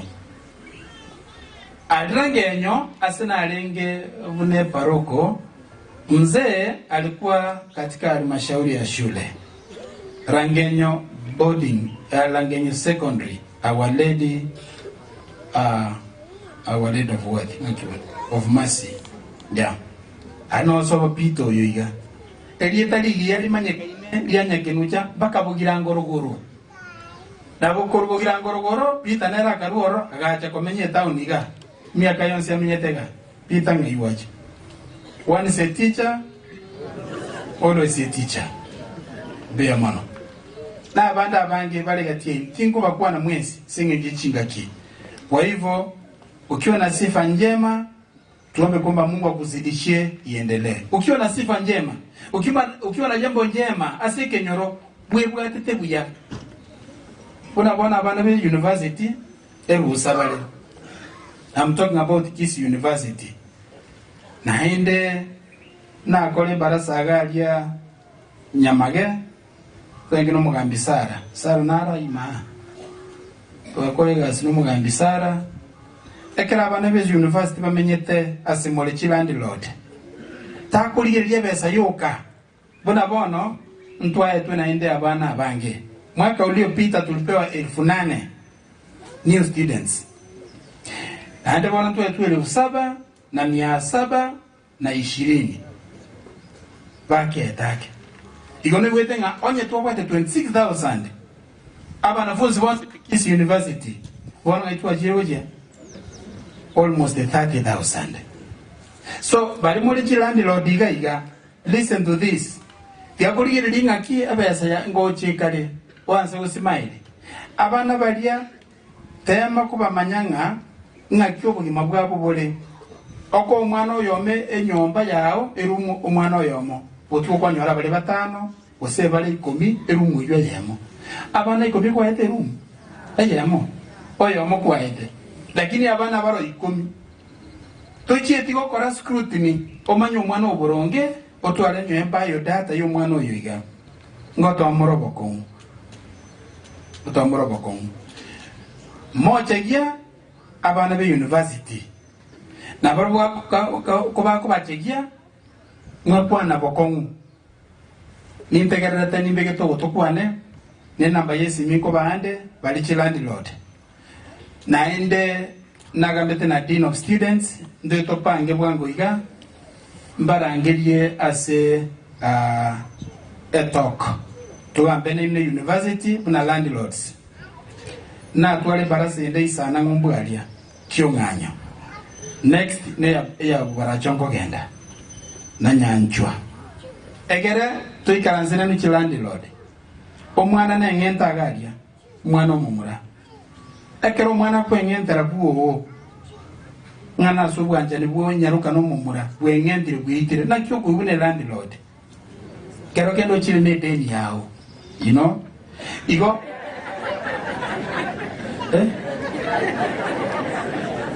abo mole ndete zako enda na besa tumsilie Yesu Kristo abo arumwite mole ndete dali kwenda na besa yao basi togenda ko babo ibuli butambe nonyatalia kwa muibolete abana kubagocha kubale na mbenene. It is a blessing but it is a challenge. It is good news we receive numbers and numbers, but again a big population has what challenges. Ndo wakera wanebe sanga ya ngoche kale September ngocha bakale twagache binyomba bwangu bache komenya egeto manye kweba ayenyenjo obwama to buyagati university na inu na landlord na inu na abantu bekenyoro na kitogo kwanira obwama to buya abana aba balega for a short while emyaka ene yoka ntuna abanyene otoro muchiyoga okoro kwa nyaura asego tubwaterane buyene university botambe ekero mo chanda obeire tubwaterane tokole consultations amangana security bali muri landlord tema kubeka amangana etaya yoka kubegete nyomba beke etaya yoka kuchipara nonda beke bono njito bolio mwa MCA wose serikali ngatobekere kitaya kaike street ngima you know wose toroseri umotaro yoga iga mubekera miga iga ekirama kiao ne landlord aswaga jitekera makiao where does it drop the water onye kirama kiao ke otonya macho gochapara nakigwitara macho gocha para jikole mugansabu nolier mole noli kole molere igondo gwete para as rodango akubwata macha ayo tawite kapara asalie para chinyo batuarambuya nabana ngoja bale monyole besa tuangalie mazingira yetu na mwisho amangana yeo obolevi itawezekana abana bande baocha na madawa ya kulevi itawezekana lakini bali gocha na pombe ronga ibako nyora egento bala isegocho onde nabaga tule bobe wala isegocha na madawa kurasa rule kurwa miadarati lakini pombe nayo hawaji nayo pombe roniga igere singa kire bana egento bala alete ne bibinde either way tobwatera nebono I've come here to tell you ndeto barangirwa na landlord nekereto kubarangiria muitabe muchije ekereto kwane the way forward egere university yiga etokonye na bali ba rule isiko egere twagache Kenya yetu tumsifu Yesu Kristo. Basi kwa neno la Bwana ambalo tumelipata na waomba kwa pamoja tusimame tukiri imani yetu kwake Kristo. Na kisha baadaye baada ya kukiri imani kwetu kwake nasi tutamke mahitaji yetu. Amenena kwetu, sasa ni wakati wetu kumwambia na yeye. Nera tomotebi kiatu amotegerere. Tumueleza Mungu mahitaji yetu katika sala na katika maombi. Na nchire Nyasaye Tata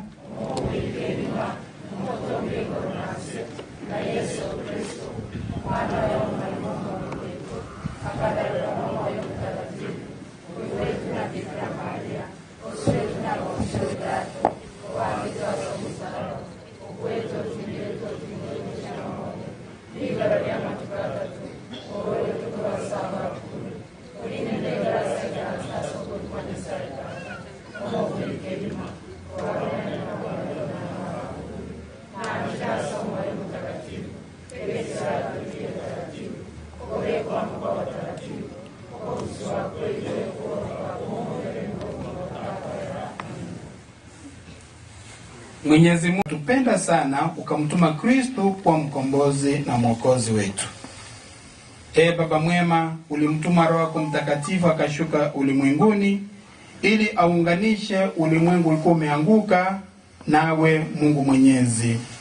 Tazama adhuhuri ya leo tumesimama mahali hapa, tunahuzunika moyoni, tuna hofu na tumefadhaika kwa kuwa mpendwa wetu ashaondoka kwetu. Lakini pia neno lako ambalo tumelipokea linatujaza tumaini, linatuondolea hofu, likatupa faraja. Baba mwema, ubariki neno lako ambalo tumelisikiliza, na wote ambao wamesikiliza habari njema wajalie hivi kwamba mioyoni mwetu na maishani mwetu tufanye makazi ya kulipokea neno lako, ili mwenda zake Joseph kama vile alivyokutumainia alipokuwa pamoja nasi katika maji akabatizwa na katika altari yako akashiriki chakula cha uzima, umjalie afike kwako salama, umuondolee makosa yake maana ni binadamu, umuondolee maovu ya kila namna kwa sababu we ni Mungu wa huruma. Ajaliwe afike kwako. Na waombolezaji na wote walio hapa utusikilize Bwana, maombi na dua zetu sifike kwako. Bwana tunakuomba. Bwana utusikie. Mwachen Tata Nyasaye twakwiraniria buya semaragobe iga tata twanyorithi mwanzo kemisa asenge njoko mwenda kumwenia uyu mugaka Joseph Nyakenuja tata rore familia yathire monene nyanya kumisisinia roho musasuti apongosira semisa siritugoria rero na abande bakarigo kusugurika siri tukeri go monene abarabu barorekanire nande bamente chinguru ase ng'encho ya emerogeri ogokora emirimo ya Nyasaye omonguru otoigwe. God our Father, look upon the relatives and the friends whom have come to eulogize this great brother-in-law who was so docile, so precious, delight of our eyes, and support of every kind. By the power of your Holy Spirit, pour out on us the gift of your love. Give us health of mind and body, that we may love you always and do your will. Eternal rest grant unto the soul of your servant brother-in-law, Joseph Nyakenucha, and let perpetual light shine upon him. May he rest in peace. For this we pray, Lord. Mungu Baba yetu Mwenyezi, wewe uketie katika kiti chako cha enzi kwa mkono wako wa kuume wa kulia. Mchana wa leo tunakushukuru kwa sababu ya kipaji cha uzima umetupa ndani yetu. Zote tumekusanyika hapa leo kumwombea ndugu yetu mpendwa ambao umemuita kutoka hapa duniani, Joseph Mose Nyakenucha. Mungu tunakuomba upende kumfungulia kwako mbinguni apate kuingia furahi na wenzake waliomtangulia. Pia tunakuomba umtendee mengi mema kama vile alivyofanya mengi mema hapa duniani. Tunaombea mke wake, watoto wake wote, kanisa, marafiki, jamii na familia, kwamba utuongezee tumaini ndani yetu, tuwe tukikuwa na tumaini siku zote za maisha yetu. Bwana, tunakuomba utusikie. Mungu Baba Mwenyezi, tunakuja mbele zako wakati huu. Tunakuabudu, tunalihimidi jina lako kwa sababu wewe ni Mungu uishie milele. Baba, tunajua sisi ni wakosefu. Tunakuja mbele zako tukijinyenyekeza Mwenyezi Mungu, tukiomba msamaha ni kwa ajili ya dhambi zetu. Baba, tunaikabidhi nchi yetu mikononi mwako. Tunaomba Mungu wetu ukaweze kutuma Roho wako Mtakatifu akaweze kutawala ili tuweze kuwa na amani, upendo na umoja. Na Bwana, Lord Father, we thank you for goodness and protection. Lord, let us pray for the family. Create the spirit of love, unity, solidarity, so that they can live through the word of God. Lord, hear us. Papa uliye juu na juu zaidi, tuwaombea wahubiri wetu wote, tuwaombea Papa Francis, tuwaombea maskofu, tunaombea huyo padri ambaye ametuhubiria hapa, wote ambao tumesikia hili neno siku ya leo. Ni heri tulisike vizuri na tuwe tukihubiri neno lako wakati hadi wakati. Tuwaombea masisters wote mahali walipo, tuwaombea makatekista wote mahali walipo, wanapohubiri neno lako uwe ukiwaongoza wakati hadi wakati. Tuwaombea wote ambao wamekusanyika hapa hivi leo, siku ya leo, kwa masiko haya ya mwenzetu Joseph Nyakenucha ambaye amelala. Wewe mwenyewe ndiye unajua mahali umeweka roho yako. Tuwaombea wote ambao wametoka mbali na karibu, na hapa center zetu sote, center ya Cathedral, center ya St. Joseph's, na wengine ambao wamekuja kusanyika na sisi. Bwana, tunakuomba utusikie. Mungu uliye nguvu na chemichemi ya baraka zote, familia zetu pia tunazileta kwako, tukiomba na kutarajia kwamba mapendo yako utatujalia Bwana, mapendo ya kibaba. Uyakubalie maombi yetu yafike kwako, utuondolee dhambi zetu ambazo mara nyingi zinakuwa kikwazo, ili baraka zako zishuke kwa hii familia na kwetu sisi sote. Tunakuomba kwa imani kwa njia ya Kristo Bwana wetu.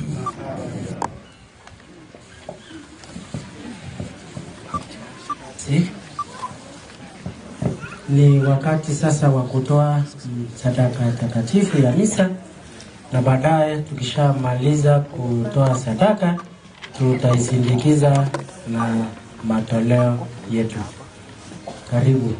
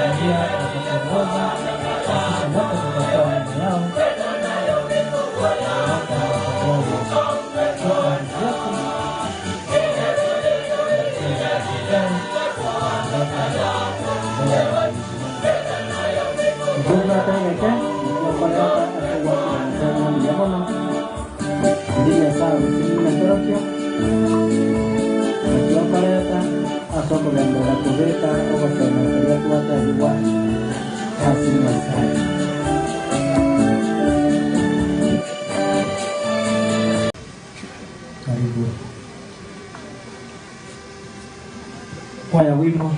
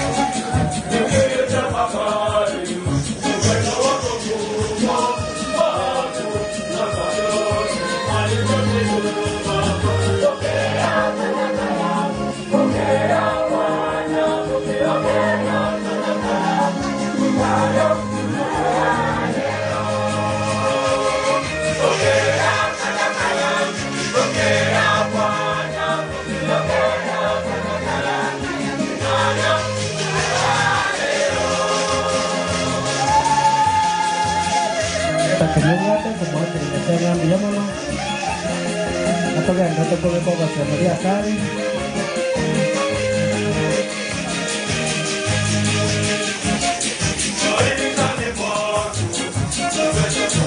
wote tumealikwa kuwaleta matoleo yetu kutoa shukrani zetu kwake Mwenyezi Mungu.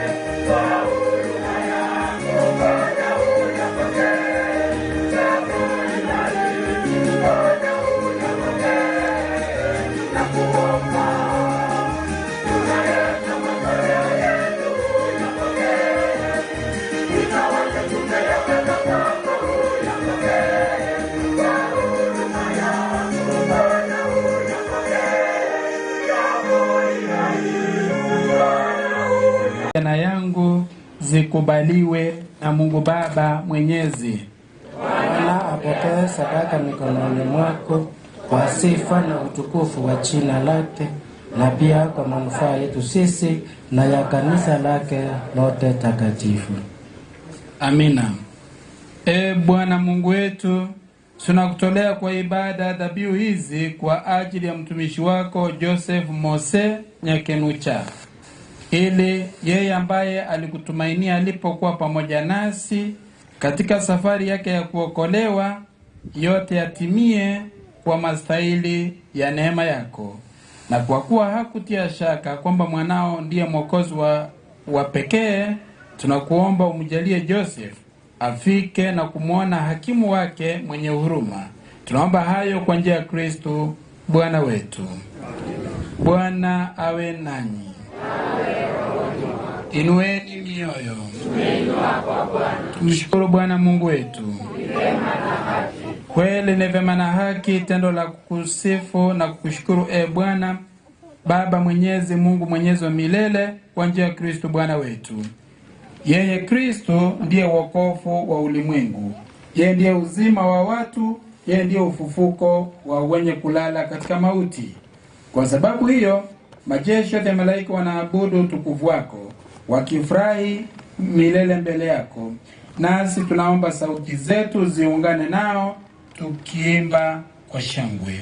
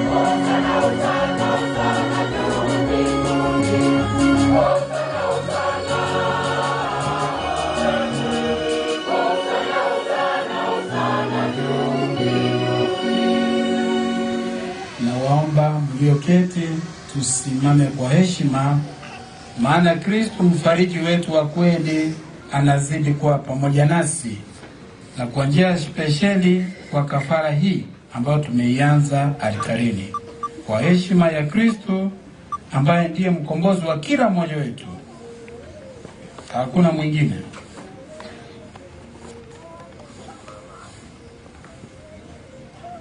Bwana, kweli mtakatifu na chemchemi ya utakatifu wote, tunakusihi uvitakatifu hivi tunavyokutolea kwa uwezo wa Roho wako, iwe kwetu mwili na mwanao Bwana wetu Yesu Kristo. Yeye alipotolewa na kuingia kwa hiari yake kwenye mateso yake, alitoa mkate, akashukuru, akawapa wake, akisema, "Paeni mule nyote, huu mwili wangu utolewa kwa ajili yenu."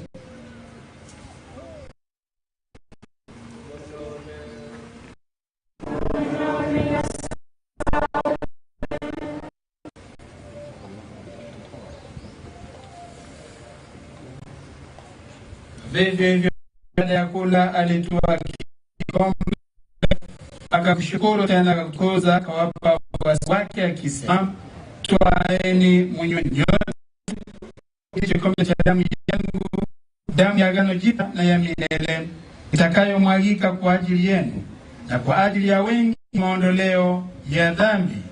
Fanyeni hivi kwa ukumbusho wangu."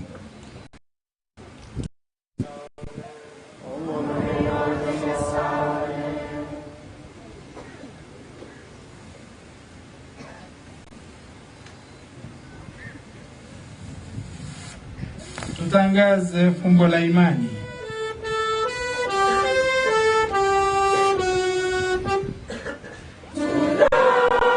Tunakitangaza kifo chake Bwana. Tunakitangaza kifo chake Bwana.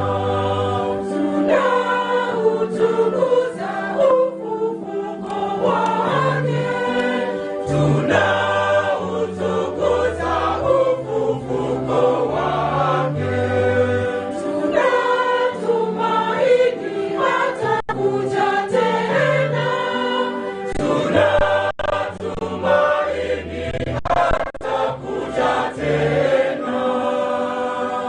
Kwa hiyo Bwana, tunapokumbuka kifo na ufufuko wake mkombozi, tunakutolea mkate wa uzima na kikombe hiki cha wokovu wetu. Tunakushukuru kwa kuwa umetustahilisha kusimama mbele yako na kukutumikia.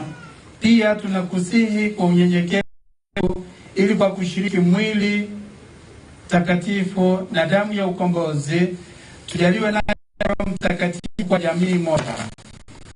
Bwana, ulikumbako lililoenea popote duniani, ulikamilisha katika mapendo pamoja na Baba Mtakatifu wetu Francis na walero wote. Kumbuke mtumishi wako Joseph Mose Nyakenucha uliyemwita kutoka dunia hii. Ubatizo alikufa naye Kristo, umjalie afufuke pamoja naye. Wakumbuke pia ndugu wetu waliofariki dunia wakiwa na tumaini la ufufuko, pamoja na marehemu wote wapokee kwenye nuru ya uso wako.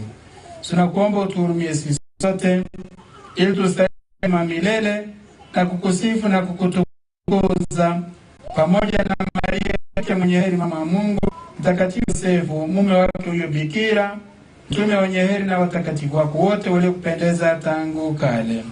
Tustahili kushiriki uzima milele pamoja nao na kukusifu bila mwisho. Ukijalia hayo kwa njia ya mwanao Yesu Kristo.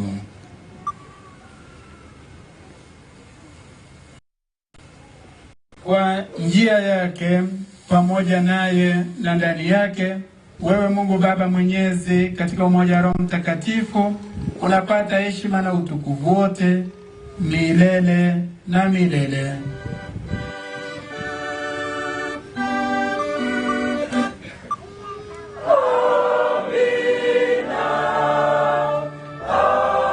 Amina.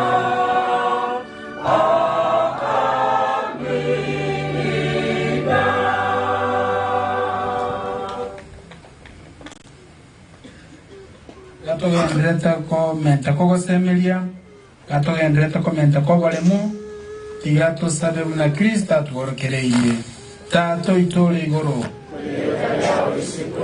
ubunda bwawe bucye ubanza kwawe kwa kanisa ya iguru Rome nayo yabono turuchetu nanto tiaba kachiria kosa tuleka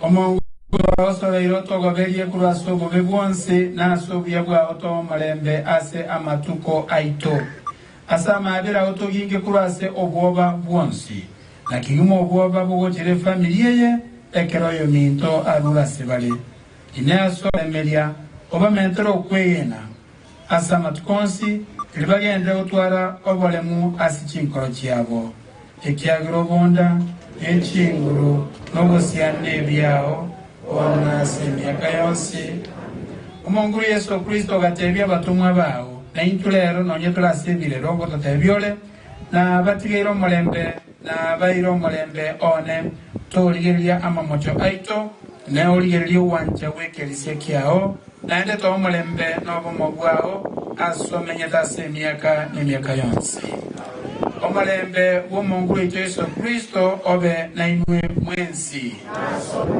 toena no molembe Kristo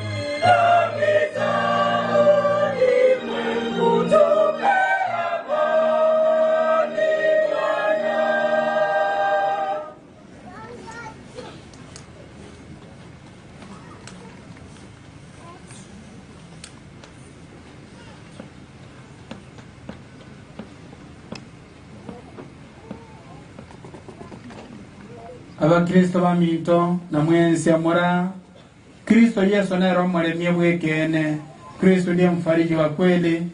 Tazameni Kristo mwana kondoo wa Mungu. Tazameni yeye aondoe dhambi zetu. Tazameni yeye anayepanguza machozi yetu. Yeye ndiye anatualika kwenye karamu yake takatifu. Heri yetu sisi ambao tumealikwa kumpokea. Bwana, sistahili ingie kwangu, lakini sema neno tu roho yangu itapona. Isara yugutuliwa nesara nuntole nyore komuniobia Maria bagosabe Malaika no mwanchanga utasatale nesa Isara yugwanja Indi na manyinga yenye Itaira ibika wate baba Nanchia yenkroya Isara yugwekei Nesa mengwetela ninganjimu musalio moreu Tingwe ningatio konyoromu na manyinga Yesu Okobe ibibiane Umonguru tingwe ningatingo soe mwane Neotere nene ya muyo kano moyo nemo wene Isara yugweitya Ikera ya kuliye naino mnyakilima Wabona kibu serikali na shamba ya mkwera maharebe sara yugo sasima. Yesu samu nene na igora santanyo. Netwe kirasore kubo sasimane na wanchine nkoyansi. Ninkoleti no wekana. Oita sende. Oita wano montara mkoromya.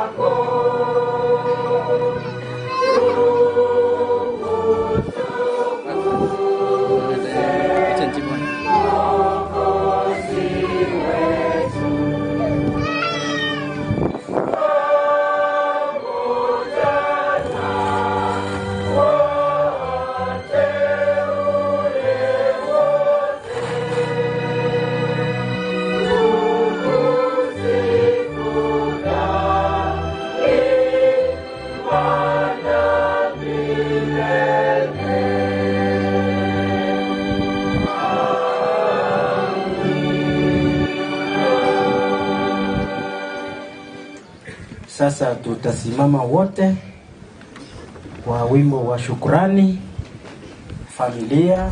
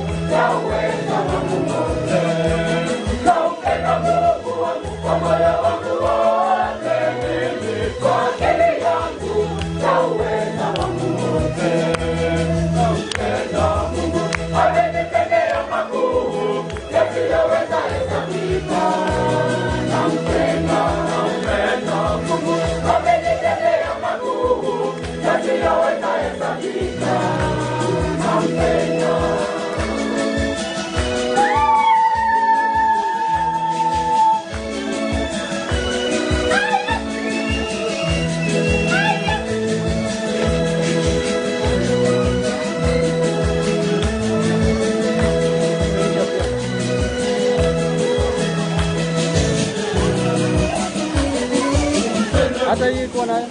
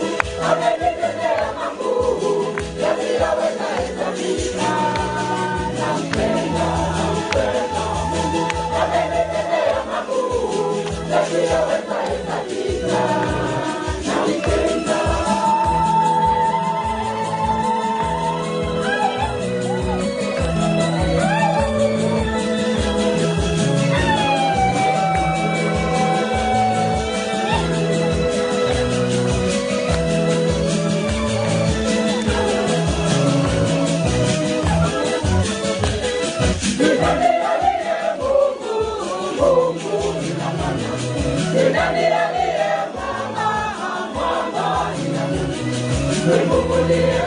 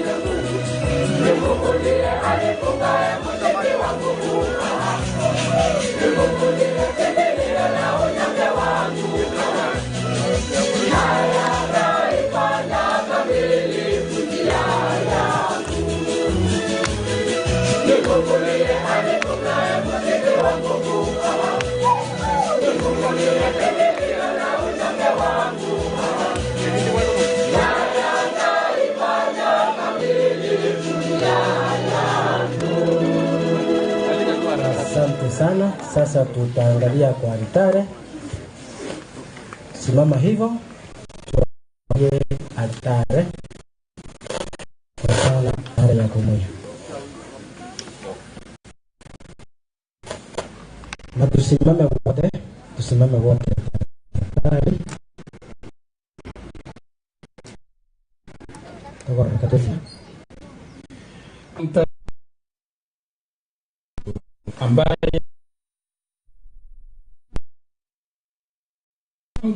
ama atuache katika maisha, tuandalia makao, naye anatufariji na atarejea kutuchukua sisi, ili alipo yeye nasi tuwepo pamoja naye. Tuombe.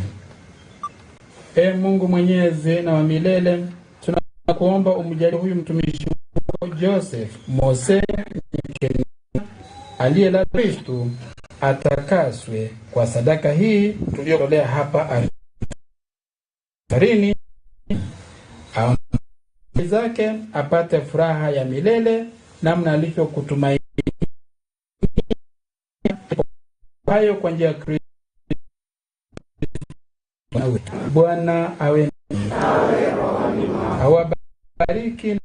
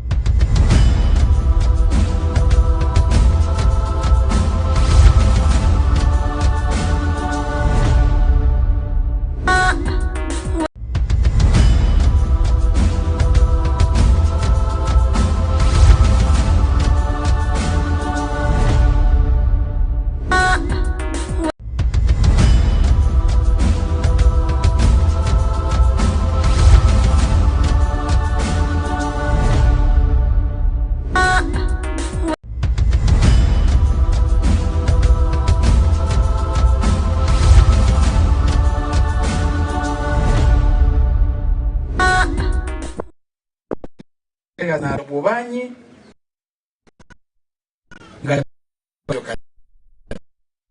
obanyi nakwana omwezi ko byobanyi otomire maji ukwana mwezi ko kanisa oli elige tawi pasa chambalenga na bangi abachete isu ya misa ya mwanzo kumekuwa mwako ni kanisa nabasani mwarule au shukuru sana Bishop Obanyi otomire ngana olemu singende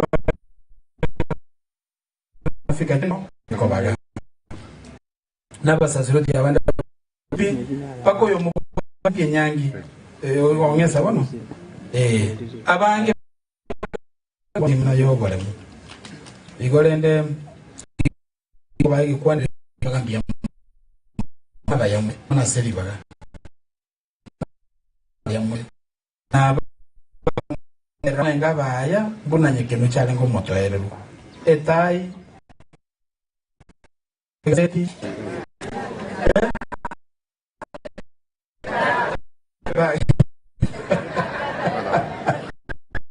iyo mwakati na maji kino cyaba na maji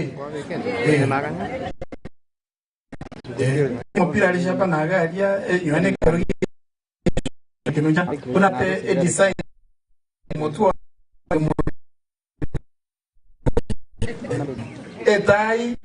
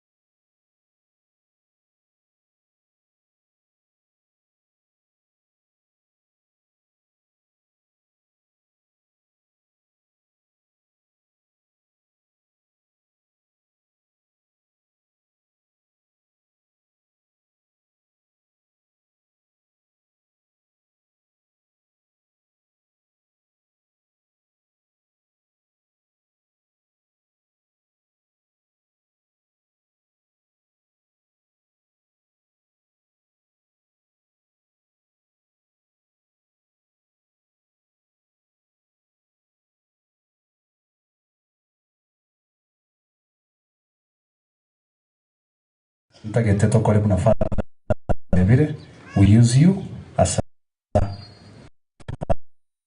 batendera few groups are barabasani babana ba omugaka Joseph for their coming. Kindly family members come tuambie mama hapa tima kimoto te abantu babarore usiambia usiaiga iga senderina aya family members kindly please come and arrange yourselves here and salute takuwa vizuri.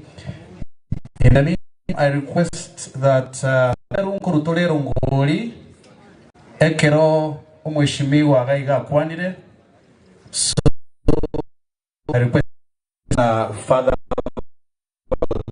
direct netwangane yanto maita tori ya dirogoro asenga njige to stream live. We can't stand against the sun. Yeah. Jipange, mnajua vile mnajipanga.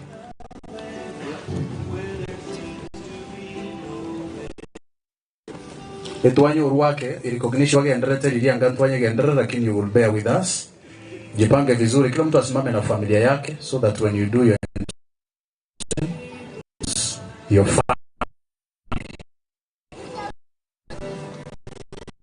I also request for grandchildren once vache. Grandchildren to mzee, you also come. Songa kabisa. Ni wengi kabisa. Yeah, kila mtu asimame na people onyoro. Yeah, I think we are good. Oh yeah.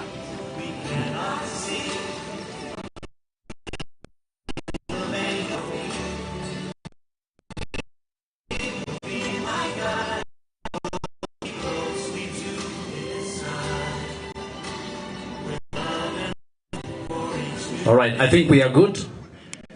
Musa, kindly if you can come. I give you the responsibility of introducing the family members. Itakuwa vipi? Okay, ndio mure mwansi. Na Joseph Yeri.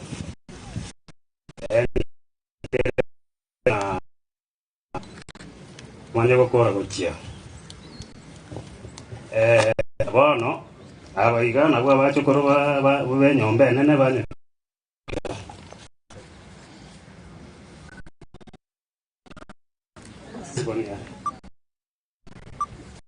Esbonia ya.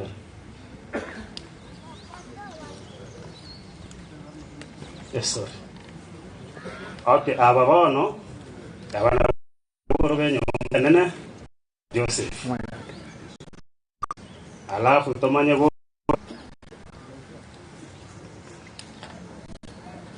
alafu nabo babere iga abana abachokorori baye.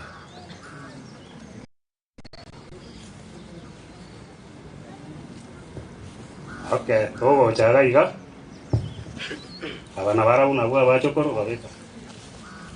Okay. Wajukuu wote msongea mbele kidogo.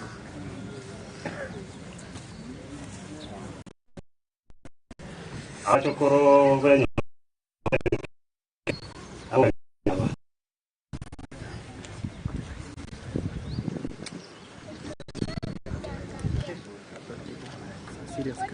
Okay. Todo chaga iga. Oyo iga ne brata yane wenyo benke. Boni. Noyo ne Elizabeth. Yone. Noyo ne era koro kwani.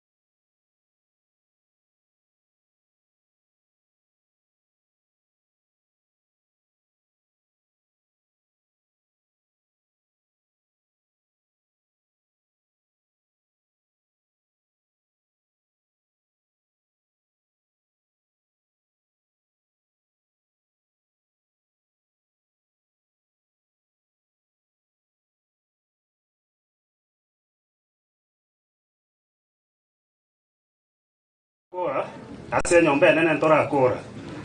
Ase nyombe nene igotora ba muraba tato. Omurana ara go benge na anga sekandia. Koruna 1996 asomete tachi tuko kora skuru hiyo. Akamanya kwa roko 96 obeire missing for 27 years. Ine tatebenya ekoro kanega waserete nyasaye. Ekageranga digasumboke. Kwa ina ero gocha kwagera enyomba ina lakini gwano ekinya sana chete nto kwamire. Okay. Erega koro pasi nyake.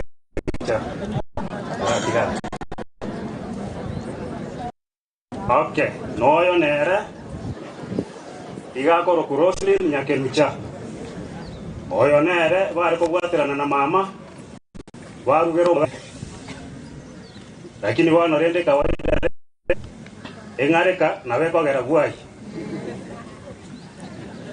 I think Mr. Musa, by direction, take Italian briefly.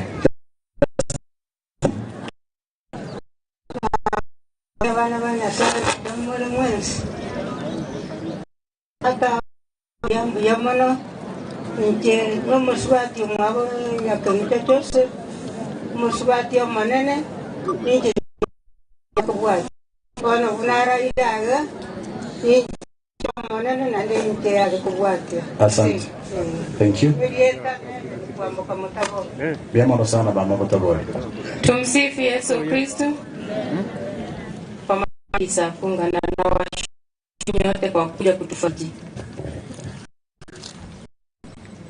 Wahire buya sema roho ya bono abantu bo omusomi to Moses Nyakenucha na akire bya sogo cha komorora ntogwata mama tora bwana lakini asara ndo kwana makoli sama litango kudofu Nyakenucha ninche omumuru kabere bw'inyombenke oyorure ga no mu na ko Gladys Akunga. Thank you. Thank you one again. So satu menewente Janet Nyakenucha on behalf of our family and on behalf of Gina Johnson, Wapoe, Wapoe. Asante. Asante. Thank you. Tumsifu Yesu Kristo. Kwa majina naitwa Janet Nyakenucha. Mimi ni msichana mimi ndio msichana wa kwanza, alafu niko third born kwa second family. Asante kwa kuja. God is good All the time. and all the time. God is good.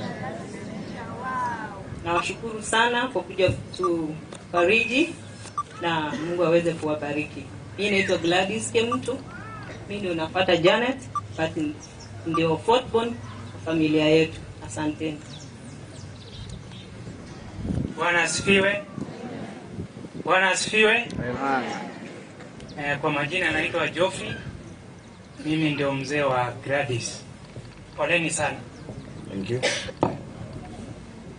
Habari zenu. Kwa majina naitwa Anu Mbogo. Nashukuru sana kwa kuja kwenu. We appreciate your support and continue giving. God is good All the time. and all the time. God is good. My name is Justin Amenya. I am the third last born. Huyu ni sawa kitu moja. Hebu ambie. I'm the wife to Justin. Thank you very much.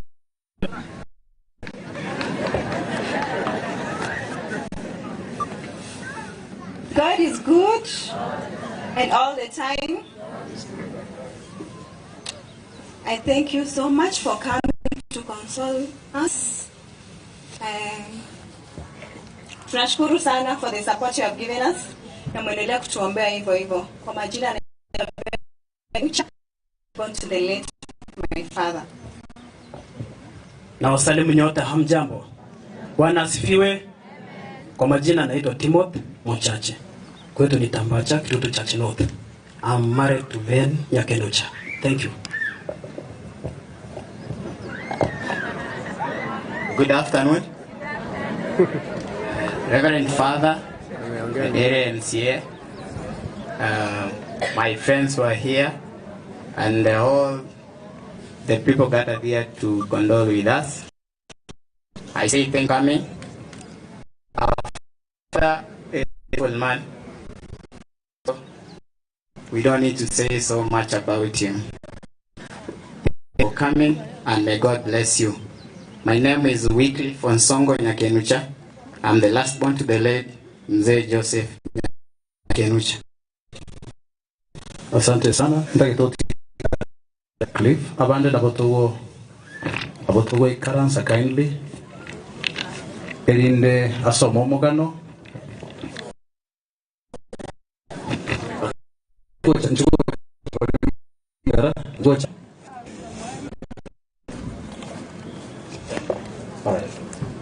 Okay. Kindly.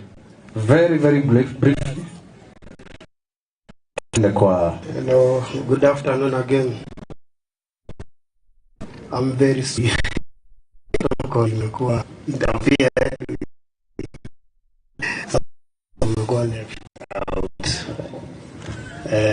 My names are Santos Otundo Babji. The last father. And he is the mother of my children. Anaweza kujiongelea. Wako ni biamore. Veni mtu sisi ni mwenzi. And kindly pray for us. Be blessed. Kwa kwani na ndi biamore. Ile wakati sikuwa nimejipanga nilipata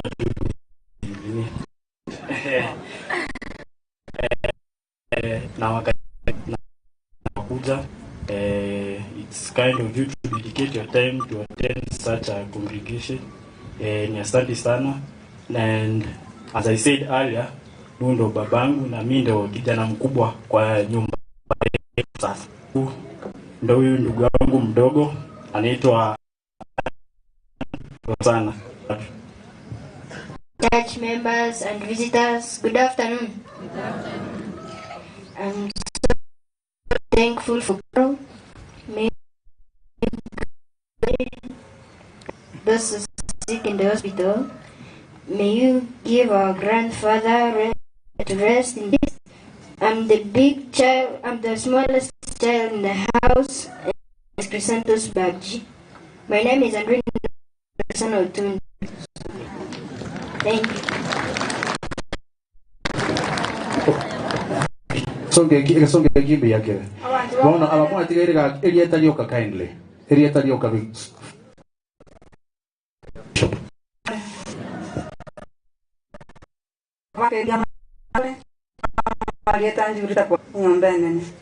Thank you. Kristo tumsifu tena. Milele. Hakuna kitu kubwa tunaweza ongea isipokuwa hii misa yenye Father ametuletea. Tunashukuru sana sote, marafiki wa Father, marafiki wetu wa kukuja tafadhali. Na mahali mnaenda muendelee kutuombea kwa maana maombi ndio ngao ya kila kitu. Kwa majina ni Elizabeth Kwamboka. Thank you. Mungu asifiwe. Tena. Mimi naitwa Antonio. Mimi Nyakenucha ndio sasa kama baba yangu, lakini mimi ndio last born. Sasa hata kuna kitu nitaweza sema nao. Pole sana. Pole sana. Buya mano gaki waru nyasa wasateni moira ne buya nje engoro kwa ondu nje iso jo. Asante. Ya mono. Kosa. God is good. Yeah, our Reverend Father, the clown, and all the protocol observed. Nyakenucha, firstborn in the second house.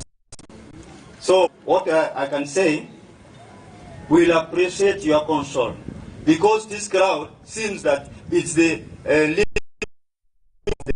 body part is far from it. It's more in, but not say about it. But the crowd which is within, we appreciate you much and much.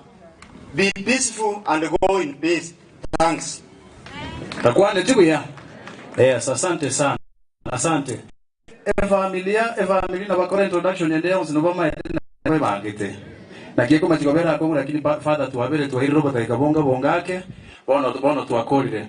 Now I want to umugambi wero yeye hakuna go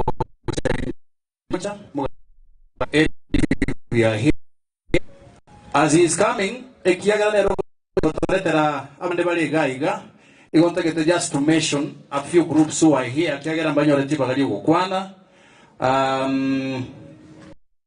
tigamba kurukwanga kusi council no bali gaiga with their leadership. They can stand wherever they are. You recognize them. What am I saying? Amanda. Good, we recognize them.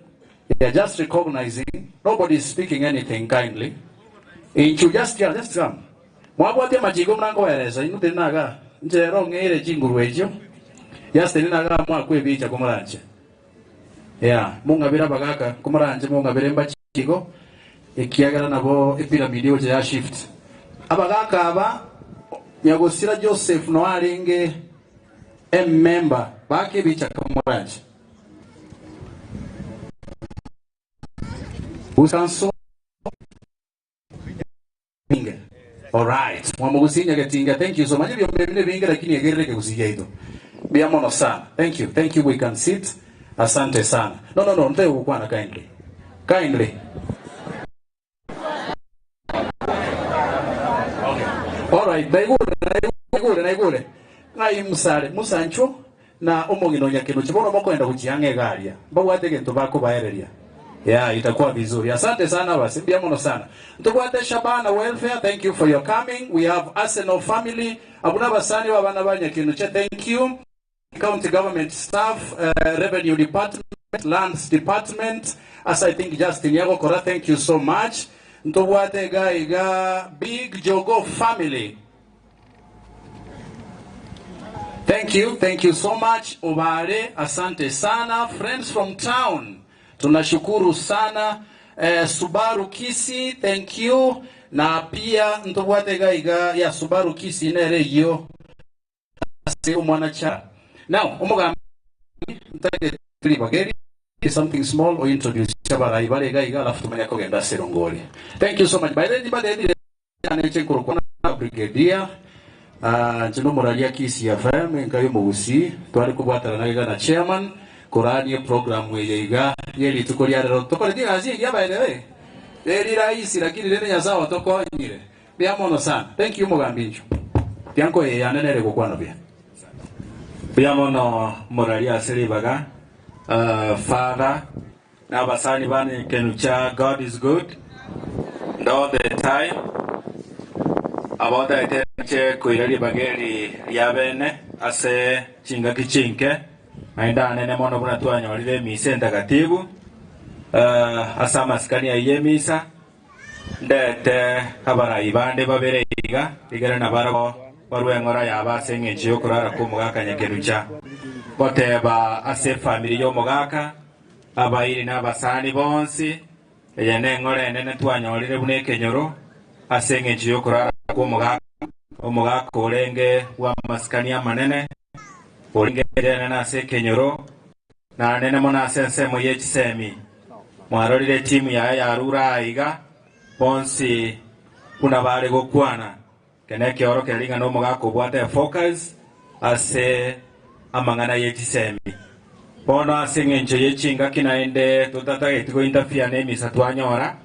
Abana ariko sabanga ninde n'aba assistant chief bana bonsi babere. Mwale koruka gocha for a minute. Tekara mosangererkano. Pagambia bao kwana our retired chiefs nimeona senior Maobe, niliona senior mwingine hapa. Naomba tafadhali nanyi muweze kuja kwa dakika moja. Mungu ni mwema kila wakati. Poleni sana kwa familia, wageni, karibuni sana kwa kufika na mkienda muenda salama. Kwa majina naitwa Sipia Stella Utieno, Assistant Chief, Nyaura Location. Nyaura Sub Location. Asante naibu wa chief. Father,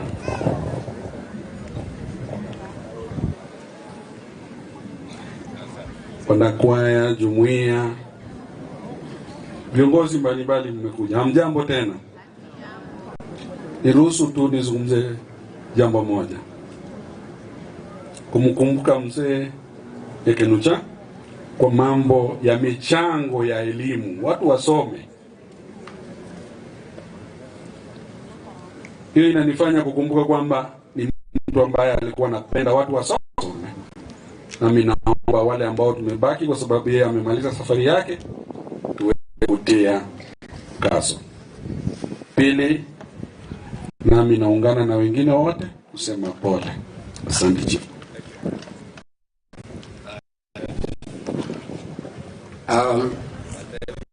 Kwa majina naitwa Simon Maobe Makoti. Nilikuwa katika area hii miaka ya tukiwa Nyakenucha kama advisor. Tulifanya kazi nzuri, watoto wamekuwa na wamekuwa wakubwa. Sasa amemaliza mwendo, tufuate na tuige mfano wake. Otherwise ni mzee kazi nzuri katika area zote. Kanisa ndio amefuma sana. Father, asante kwa misa takatifu. Mbarikiwe. Thank you. Moga mimbi ya njenga no kusaka liundiki ndoa ya Lipochura retired chief town instead spin twala chikatoka abantu bali bana barukuru matenya bururu ko Lipochura tena igamakolega imbaroche neza mo biyamano aiga mosete ngagende school na Yone mo Andrew Mogaka nero gardenga soma na baura Romya mutemerende kwege ngenjarenge pia mwana tiganya saba sen bana baye mutamanyeti isanere menta yana. Thank you very much. Asante, najua makundi ni mengi, tafadhali kwa sababu ya wakati tunataka kuweka heshima kwa mwenda zake. Nimekupa dakika moja. Misa kwa ngaribaga Samarieta Chrisandus Moindi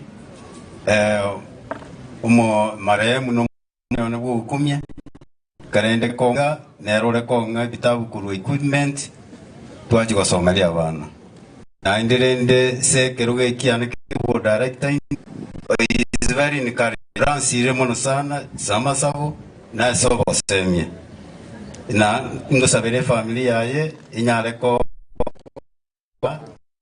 igera nono munyaruko wayo yore ngumbu no mwana ne ali mu America ngo kwana bali ne regularly biyamono asogo se soko ngalibaga iganya awe mono mwambiso. Asante wana, tafadhali kwa kwamba kuna program ya Nairobi, msiondoke kabla hamjafanya hivyo. Nikubalia nilete risala za rambirambi kutoka kwa area MCA Mheshimiwa Wilfred Monyenya Yoge angekuwa kushiriki pamoja lakini kwa sababu ambazo hazingeweza kuepukika alienda mkutano Kisumu. Amesema kwamba akirudi anakuja kibinafsi. Ametuma rambirambi yake ya shilingi 3 itapeana kwa familia. Hivyo hivyo Mheshimiwa Steve Arika, Mheshimiwa wa Ibeno, lakini ni kwa sababu ya huo mkutano wamesema kwamba wakifika kwa familia mchanga wake wa shilingi 1000 ametumana. Mirenga atom baada sengenje familia katika ngori asengenjo yogo farije family na alego saba wale viongozi wetu wote, ikiwa ulitumwa kutoka ofisi ya mjumbe wetu, kutoka ofisi ya gavana, ama ni kiongozi ya nyadhifa ya kuchaguliwa, muweze kufika hapa kwa haraka zaidi.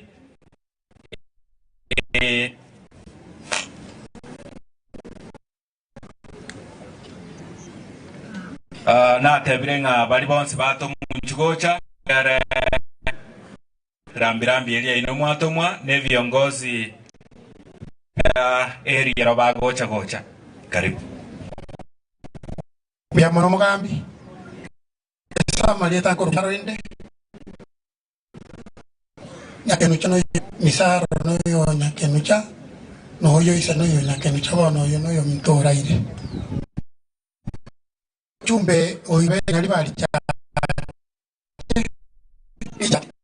Indonesia iganga kerete simi agantomera kibesa agante binge omongina kago cha koina na asegombia mono na esenge chomwa gandiria masisi bia mono.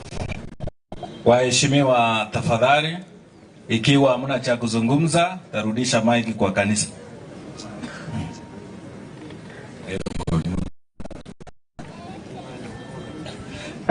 Father, abantu kwa tumsifu Yesu Kristo. Na milele amina. Maria tanje Geoffrey amenya kenani. Nonga ngere saruguru.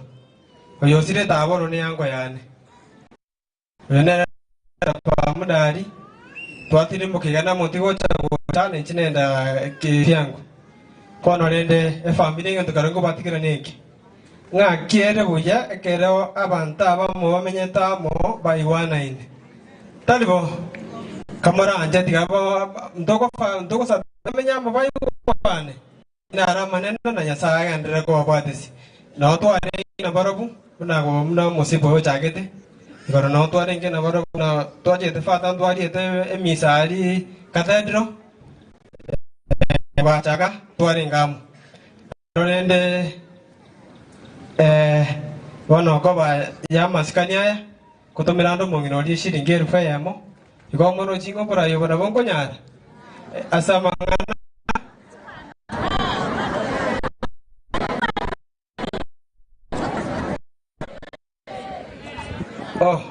pole koto manda bana chiri fuibera siti family jonsi bere mogo nganjira boigo lakini nende ko mo iwoite pora ina bongo nyara asa maskani nenda mheshimiwa mrefu nere ni mweta maskani ana, lakini 2017 na mwakirite kura ike ndongo na kumusaba nere tika 2027 na changa akete kura kwa sababu pia mono sana tikinya saba seni. Asante. Asante mheshimiwa. Mbia mono chief Seli Bageliga. Tumsifu Yesu Kristo. Mark Anton Olo Sigu Ombaye. Na tebire pole nene mono ase family yeiga. Mo especially father kwa randri biya sana na one nkoro yani asaregetia sokiraki. Mbia mono sana. Na rodero mo chief